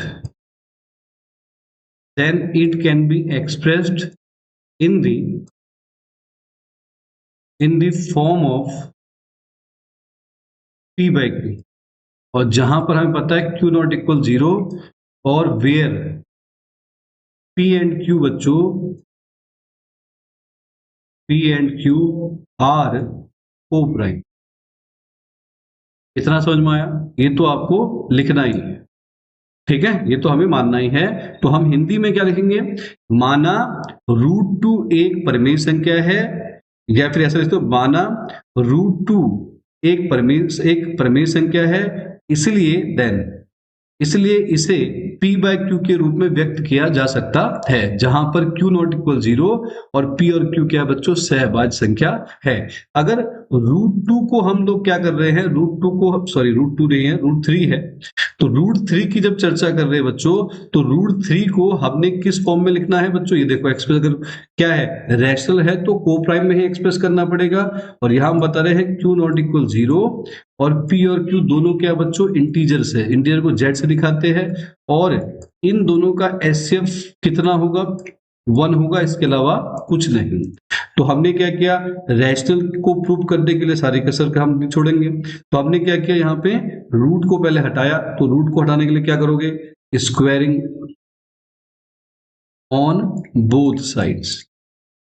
तो हमने क्या किया, बोथ साइड्स, और स्क्वायरिंग किया तो आएगा 3, √3 की स्क्वायर है ना, तो √3 की स्क्वायर 3, और ये आ जाएगा p²/q²। अब नीचे ले आओ, तो ये आपका q² इधर आ जाएगा, और 3 बच्चों नीचे आ गया, और जब ये आया तो हमें पता है इसका मतलब 3 किसको डिवाइड कर रहा है? 3 डिवाइड्स p²। हम ये बताएंगे क्या 3 डिवाइड्स क्या बच्चों? p²। देयरफॉर तो 3 किसको डिवाइड करेगा? p को भी करेगा, 3 डिवाइड्स p। तो अब यहां तो चल गया बता कि 3p को डिवाइड कर रहा है, तो अब मान लेते हैं, कंसिडर कर लेते हैं क्या कि जो आपका p है इसको 3r मान लेते हैं। तो जहां पे आपके पास p है बच्चों, वहां हम क्या रख देते हैं? आपका 3r रख देते हैं। तो ये था q² इक्वल्स टू p की जगह 3r की स्क्वायर अपॉन बच्चों आपका आ जाएगा क्या? 3। ऐसा ही होगा, इसमें हमने पुट कर दिया, p की जगह क्या रख दिया? 3r। ये आप फर्स्ट में मान सकते हैं, कोई दिक्कत नहीं है। तो अब हमने क्या किया, यहाँ पे q² इक्वल्स टू आया 9r² अपॉन में 3, इससे कैंसिल, तो q² इक्वल्स टू आया 3r², तो इसका मतलब q²/3, ये r²। तो यहाँ ये क्या रिप्रेजेंट कर रहा है? ये रिप्रेजेंट कर रहा है कि 3 किसको भी डिवाइड कर रहा है? q² को भी कर रहा है। 3 डिवाइड्स q², देयरफॉर 3 डिवाइड्स किसको भी करेगा बच्चों? q को भी करेगा, है ना। तो यहां हमें दिख रहा है, इसलिए हमें क्या दिख रहा है? 3 is the common factor of p and q बच्चों। 3 किसका है? p और q का कॉमन फैक्टर है, बट है ना, but p and q are हमें पता है, बट वी नो दैट, या फिर but p and q are क्या बच्चों? को प्राइम है। हम क्या बता रहे हैं? को प्राइम से। तो इसका मतलब क्या हो रहा है बच्चों कि हमारा जो फैक्टर आया p और q का, एक कॉमन फैक्टर आया 3, पर हमको पता है p और q तो क्या होते हैं? को प्राइम, उसका कॉमन फैक्टर खाली 1 होता है, पर यहाँ 3 आ गया। तो इसका मतलब हमारी जो क्या है, सपोजिशन है, या फिर हमारा जो अजम्पशन है, अवर अजम्पशन क्या है? √3 is rational number is wrong बच्चों। मतलब हमारी जो एजम्पशन, हमारी जो कल्पना है, √3 क्या है? एक रैशनल है, वो गलत है। तो हम लिखेंगे hence √3 is an irrational number. √3 is an irrational number, ठीक है। एक बार हिंदी में भी मैं बता देता हूं। यहां तो मैंने बता दिया कि आप पहले मानोगे, माना √3 एक अपरिमेय संख्या है, इसलिए इसे p/q के रूप में व्यक्त किया जा सकता है, जहां बच्चों q नॉट इक्वल 0 और p और q सहअभाज्य संख्या है, सहअभाज्य संख्या, ठीक है। लिख लेना, पॉज करके आराम से जो बोल रहा हूं लिख लेना, ठीक है। उसके बाद बच्चों यहां लिखोगे √3 बराबर p/q। ये तो वैसे लिखना जैसे लिखा है, यहाँ दोनों पक्षों का वर्ग करने पर, और दोनों पक्षों का वर्ग करोगे तो स्क्वायर लग जाएगा, स्क्वायर से रूट हटेगा, P square by Q square, और यहां से क्यू स्क्वायर को इधर ले आना, 3 को नीचे ले आए, तो अब क्या हुआ, यहां लिखेंगे जो 3 लिखा, 3 डिवाइड्स पी स्क्वायर, तो यहां लिखोगे जो पी स्क्वायर है 3 से विभाज्य है, ठीक है, पी स्क्वायर 3 से विभाज्य है, इसलिए पी भी 3 से विभाज्य होगा। तो यहां मान लेना p बराबर 3r, फिर यहां पुट करना, ये पूरा जो बताया मैंने यहां लिखना 3, जो क्या लिखोगे, क्यू स्क्वायर 3 से विभाज्य है तो q भी 3 से विभाज्य होगा, इसलिए 3 जो है q p और q दोनों का क्या है, गुणनखंड है, p और q, 3 क्या है, 3p और q का गुणनखंड है, लेकिन p और q एक सहभाज्य संख्या है, इसलिए हमारी कल्पना √3 अब एक परिमेय संख्या है, गलत है, और लिख देना यहाँ पे तब √3 क्या है, एक अपरिमेय संख्या है, ऐसा आप लिख सकते हो ध्यान से, ठीक है। अगला क्वेश्चन बच्चों खुद करके मुझे दिखाओगे, और जिससे हो जाएगा वो यस लिख के आना, और जिससे ना हो वो नो लिखना, ठीक है, मैं करवा दूंगा, कोई दिक्कत नहीं है दोबारा से, लेकिन जो मैंने आपको समझाया बच्चों, तरीका समझाया, इस तरीके से आपको क्वेश्चन को करना है, बिल्कुल बढ़िया तरीके से। आओ अब चलते हैं अगले प्रकार का सवाल, थोड़ा सा चेंज, ऐसा, ये जो मैंने पीछे कराया था सबसे बड़े सवाल थे, अब ये इजी है। इसमें क्या है बच्चों, आपको ये ध्यान देना है, यहाँ पे प्रूव करना है 5 + 3√2 एक इरेशनल नंबर है, और जबकि आपको पता है कि ये दे रखा आपको कि क्या दिया है बच्चों, √2 क्या है आपका एक इरेशनल नंबर है, वैसा ही करेंगे, लेकिन यहाँ पर मदद हमारी ये हो गई कि आपको इस पूरे को दिखाना है, लेकिन √2 को पहले क्या बोल दिया बच्चों, इरेशनल नंबर है, तो पहले हम लिखेंगे गिवन, मतलब दिया है, ऐसे तरीके से लिखना बेटा, एकदम गिवन में लिखोगे √2 is an irrational number, √2 is an irrational number, एक गिवन है, ठीक है, और टू प्रूव यानी सिद्ध करना है, क्या सिद्ध करना बच्चों, 5 + 3√2 is an irrational number, rational number, ठीक है, इरेशनल नंबर। तो हम चलते हैं प्रूफ में, अपने प्रूफ में पहला काम वही है, इसको हम लेट कर लेंगे, let us assume if possible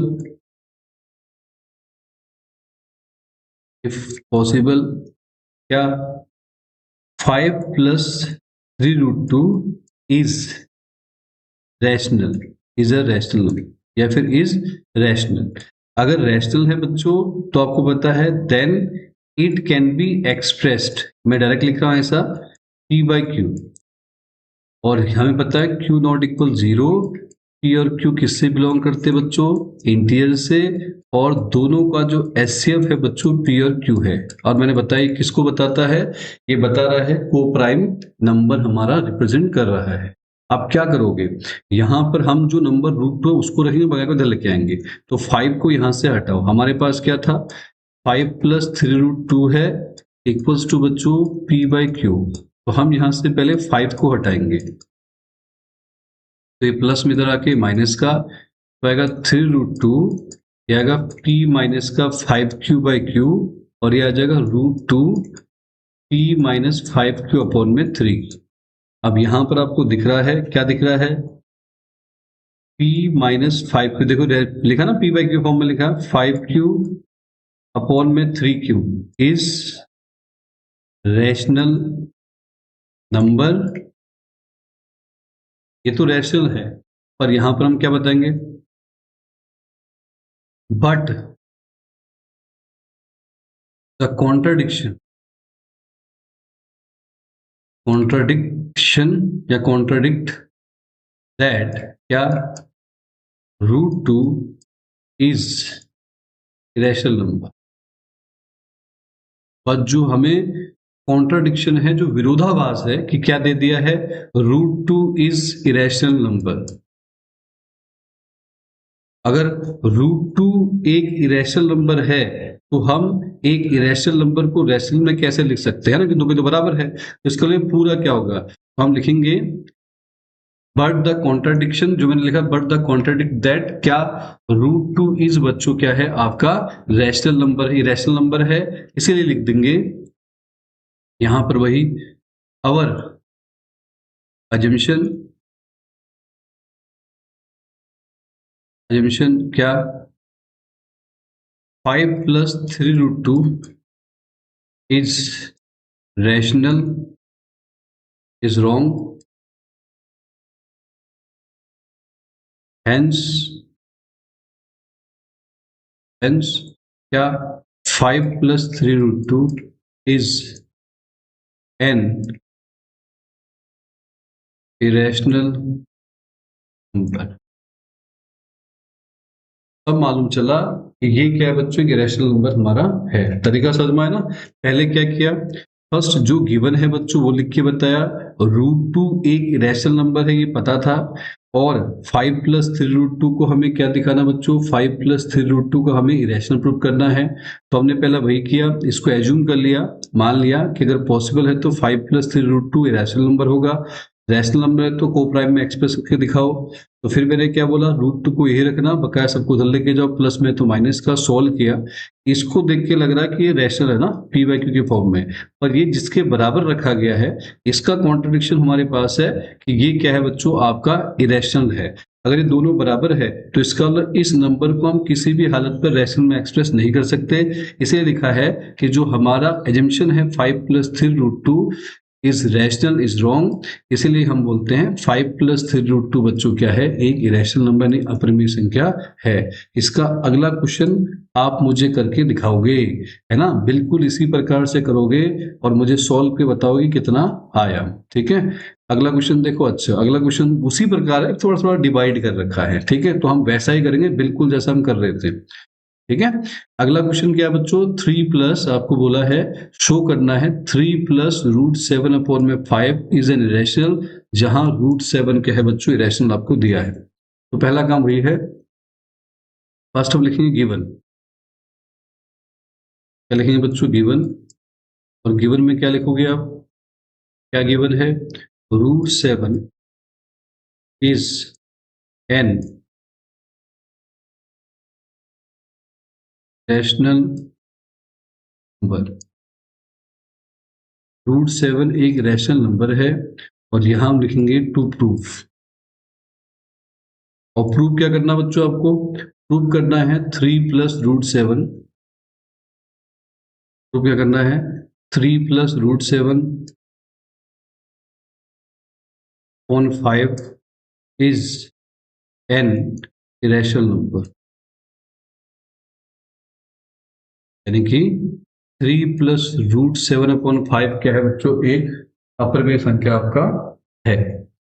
अब हम चलेंगे प्रूफ की तरफ, वो जो मैंने बताया है पीछे। प्रूफ बच्चों हमने किया, तो प्रूफ में क्या लिखोगे आप, यहाँ पे पहले एज्यूम कर लेंगे वही, क्या, लेट अस एज्यूम क्या 3 + √7/5 इज क्या रैशनल। अगर रैशनल है तो बच्चों 3 + √7/5 को हम p/q के फॉर्म में लिख देंगे, और यहाँ तो तय है q ≠ 0, p और q बिलोंग कर रहे किससे, इंटीजर से, और इनका जो HCF है p और q का वो बच्चों 1 हो जाएगा। तो हम क्या करेंगे, यहाँ से √7 को यहाँ रखेंगे, बगैर को इधर ले आएंगे, इसलिए ले चलो 3 + √7 = आएगा 5p/q। तो 3 को इधर ले आओ, जब 3 को यहाँ ले आएंगे उधर क्या बचेगा, उधर खाली बचेगा √7, यहाँ क्या आ जाएगा 3p/q, और ये प्लस में इधर आके माइनस का दिख रहा होगा, है ना बेटा, ये प्लस में इधर, अच्छा 5p/q था, सॉरी, ये 5 आ जाएगा, ये 3 था, नीचे फिर दोबारा लिख देता हूँ √7 5p/q - 3। अब क्या कर लेंगे, √7 as it is 5p - 3q upon बच्चों q आ जाएगा, यहाँ दिख रहा है 5p - 3q अपॉन q इज रैशनल, क्योंकि अपॉन में लिखा है ना p/q फॉर्म में, इज रैशनल नंबर, बट हमें पता है क्या, द कॉन्ट्राडिक्शन, कॉन्ट्राडिक्शन या कॉन्ट्राडिक्ट है, द कॉन्ट्राडिक्शन, क्या लिख रहा हूं मैं, the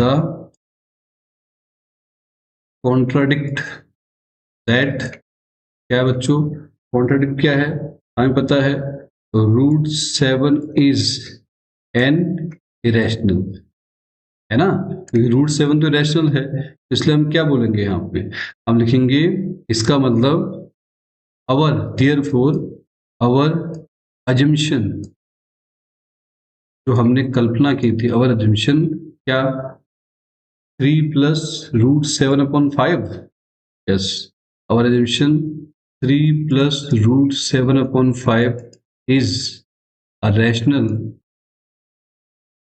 number is wrong, hence 3 plus √7/5 is an irrational number. तरीका समझ में आया ना, तो जो मैं समझाने का प्रयास कर रहा हूं आप समझ पा रहे हो इस बारे में, मैं क्या बता रहा हूं कि जब ऐसे क्वेश्चन आए तो बहुत इजी तरीके से आप सोल्व कर सकते हो, तो इन क्वेश्चनों को करने के लिए ना बच्चों आपको सबसे ज्यादा जो इंपॉर्टेंट चीज है वो ये है, जो हमने पहले मैंने आपको सिखाया ना, ये वाला पहला जो मैंने कराया था फर्स्ट ही, ये चीज सिंगल वाला आपको आना चाहिए। अगर ये आपको पूरा समझ में आ रहा है अच्छे से, तो आपका हर एक सवाल बनेगा बहुत बेहतरीन तरीके से बनेगा, है ना, बहुत बेहतरीन तरीके से बनेगा। तो यहां पर हमने वही किया है कि गिवन आपको जो दे रखा है वो आप लिखिए ऐसा, उसके बाद जो प्रूव करना उसको आप लिखिए, और जो हम यहाँ पर कर रहे हैं, हम पहले काम क्या होता है, रैशनल की तरफ चलते हैं, रैशनल के लिए इसको हम कोप्राइम में एक्सप्रेस करते हैं जैसा बताया है यहाँ पूरा, और हमने पूरा प्रयास किया इसको रैशनल बनाने का, रैशनल हमने बना भी दिया, पी बाई क्यू फॉर्म में लिख दिया इसको, लेकिन हमको ये दे दिया है कि जब √7 को उसने इरेशनल बोल दिया है, गिवन हमारे पास है, कॉन्ट्राडिक्शन हमें दे रखी है, तो हम इसको रैशनल कैसे बोल सकते, दो के तो बराबर तो है, हाँ है ना, इसी को एक्सप्रेस करके ही लिखा गया है, और हम कह रहे हैं ये अगर इरेशनल तो ये भी क्या होगा, इरेशनल के दो के दो बराबर है ना, ये कॉन्ट्रडिक्शन है हमारे पास, तो इसलिए हम बताते हैं कि इसलिए हमारा एजम्पशन जो है 3 प्लस √7 एक रैशनल नंबर है, एक रैशनल नंबर है, वो की गलत है, रॉन्ग है, इसलिए क्या है 3 प्लस √7/5 एक बच्चों क्या है आपका इरेशनल नंबर है। अगला सवाल बच्चों आपके लिए ये रहा, आप इसको सॉल्व करो और मुझे बताओ फटाफट कितना आंसर इसका आएगा, ठीक है, जल्दी से, ठीक है, फटाक से बताओ इसका कितना आंसर आएगा, ठीक है, तो आओ समझते हैं, आगे की तरफ चलते हैं। अगला क्वेश्चन मैं आपको करा रहा हूं, नेक्स्ट वाला जरा समझना ध्यान से। अगला क्वेश्चन क्या है बच्चों, आपके पास ये रहा, ये है ना, आपके प्रूव करना है √2 प्लस √3, मतलब मैं आपको सारे सब प्रकार के सवाल बता रहा हूँ। और एक बात और मैं आपको बता दूं, अगर ये गिवन ना रहे ना, ये अगर पता नहीं है, तो इसका मतलब ये होगा पहले आपको √7 को इरेशनल नंबर प्रूव करना पड़ेगा, फिर ये बहुत बड़ा जाएगा, तो अब क्या क्या है, पेपर में इतने बड़े सवाल नहीं आते अब, ठीक है, इसलिए क्या है, या तो इसका अलग से पूछेगा 4 नंबर का वो रहा, या फिर इसका पूछेगा 2 या 3 नंबर का ये रहा जो मैंने बताया है, तो इसलिए बड़े क्वेश्चन नहीं आते उतने, लेकिन मैंने बोल दिया अगर होगा तो आप अलग करोगे ऐसे, ठीक है। आओ अब इसको समझते हैं। तो हमने इसको क्या करना है बच्चों, यहाँ पे हमारे पास इसको प्रूव करना है, ये इरेशनल है, यहाँ कोई गिवन इवन नहीं है, तो हम लोग क्या करेंगे ध्यान से।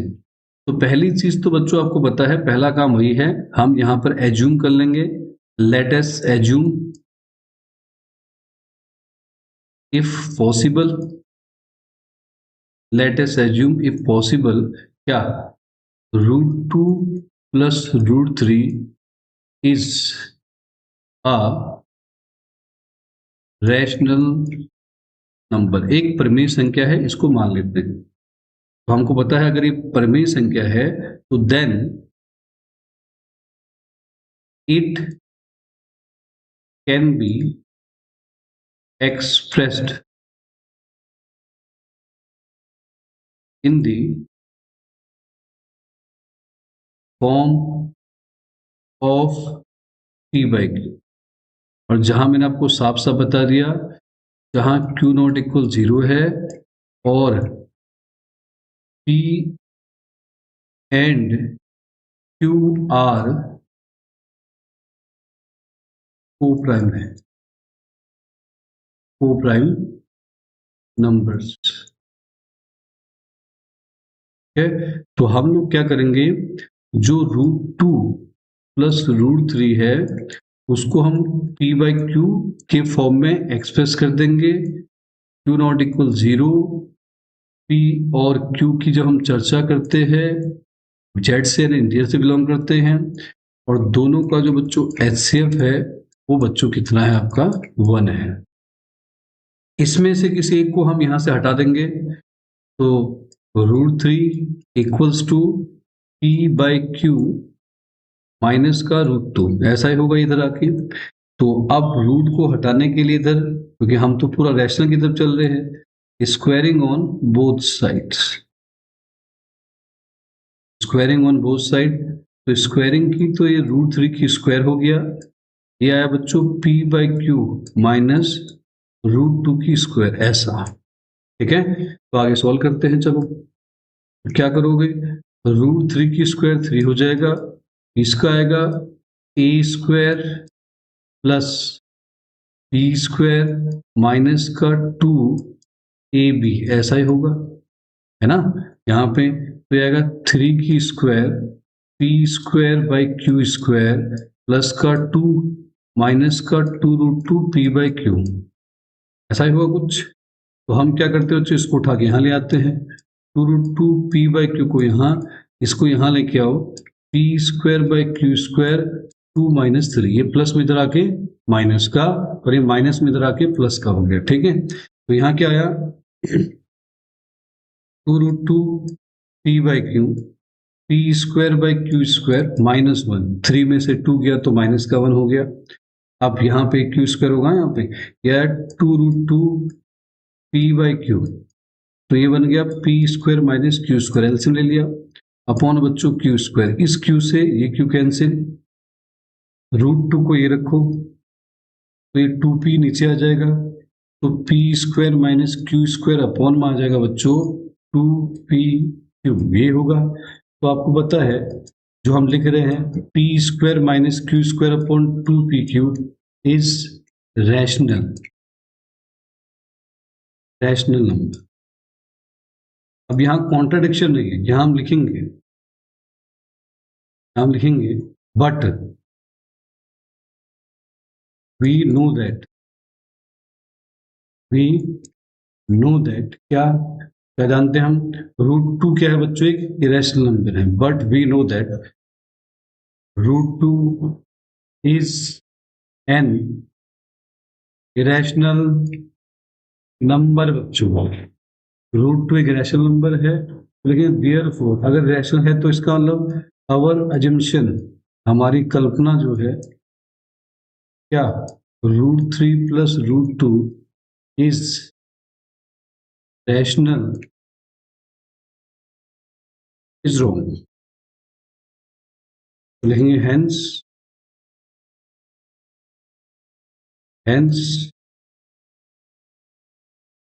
क्या, √3 plus √2 is an irrational number,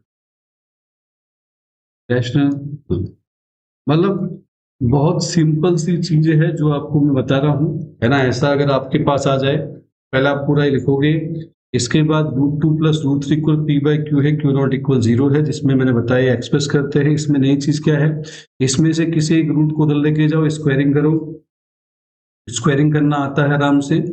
फिर जिसके पास रूट है उसको अगर क्या रखो, सेपरेट कर दो, यहाँ नेगेटिव है तो इसको पॉजिटिव बना सकते हो, तो इसलिए मैं ले आया, अगर प्लस होता तो मैं इनको लेके आता। ठीक है, तो यहाँ पर हमने क्या कर दिया बच्चों, यहाँ पे स्क्वायरिंग कर दी, स्क्वायरिंग को ऐसा लिखा है, 3 को इधर लेके गए तो 2 माइनस 3 माइनस 1 हो गया, एलसीएम ले लिया, p square minus Q square by Q square, Q square से क्यू एक कट गया, यहाँ 2p बचा, 2p को नीचे ले आया, 2p क्यू हो गया।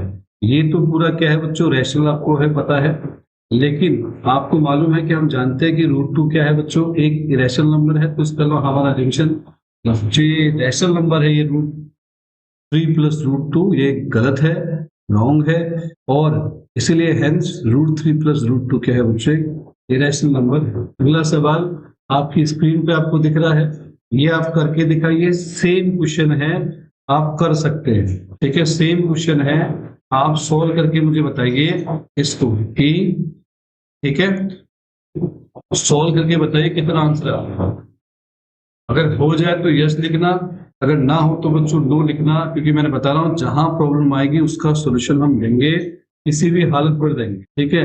बस आपका काम है मेहनत करते जाइए, अच्छे से अच्छा परफॉर्मेंस आपका आएगा तो काफी बेहतरीन रिजल्ट आपको देखने को मिलेगा, ठीक है। तो बच्चों तब तक आप इन सभी क्वेश्चन को नोटबुक में नोट करें, बार बार रिविजन करें, है ना, और जहां पर डाउट आता है कमेंट करके आप पूछिए, आपको हम बिल्कुल पूरी तरह से हर प्रॉब्लम का सलूशन देने का प्रयास करेंगे, ठीक है।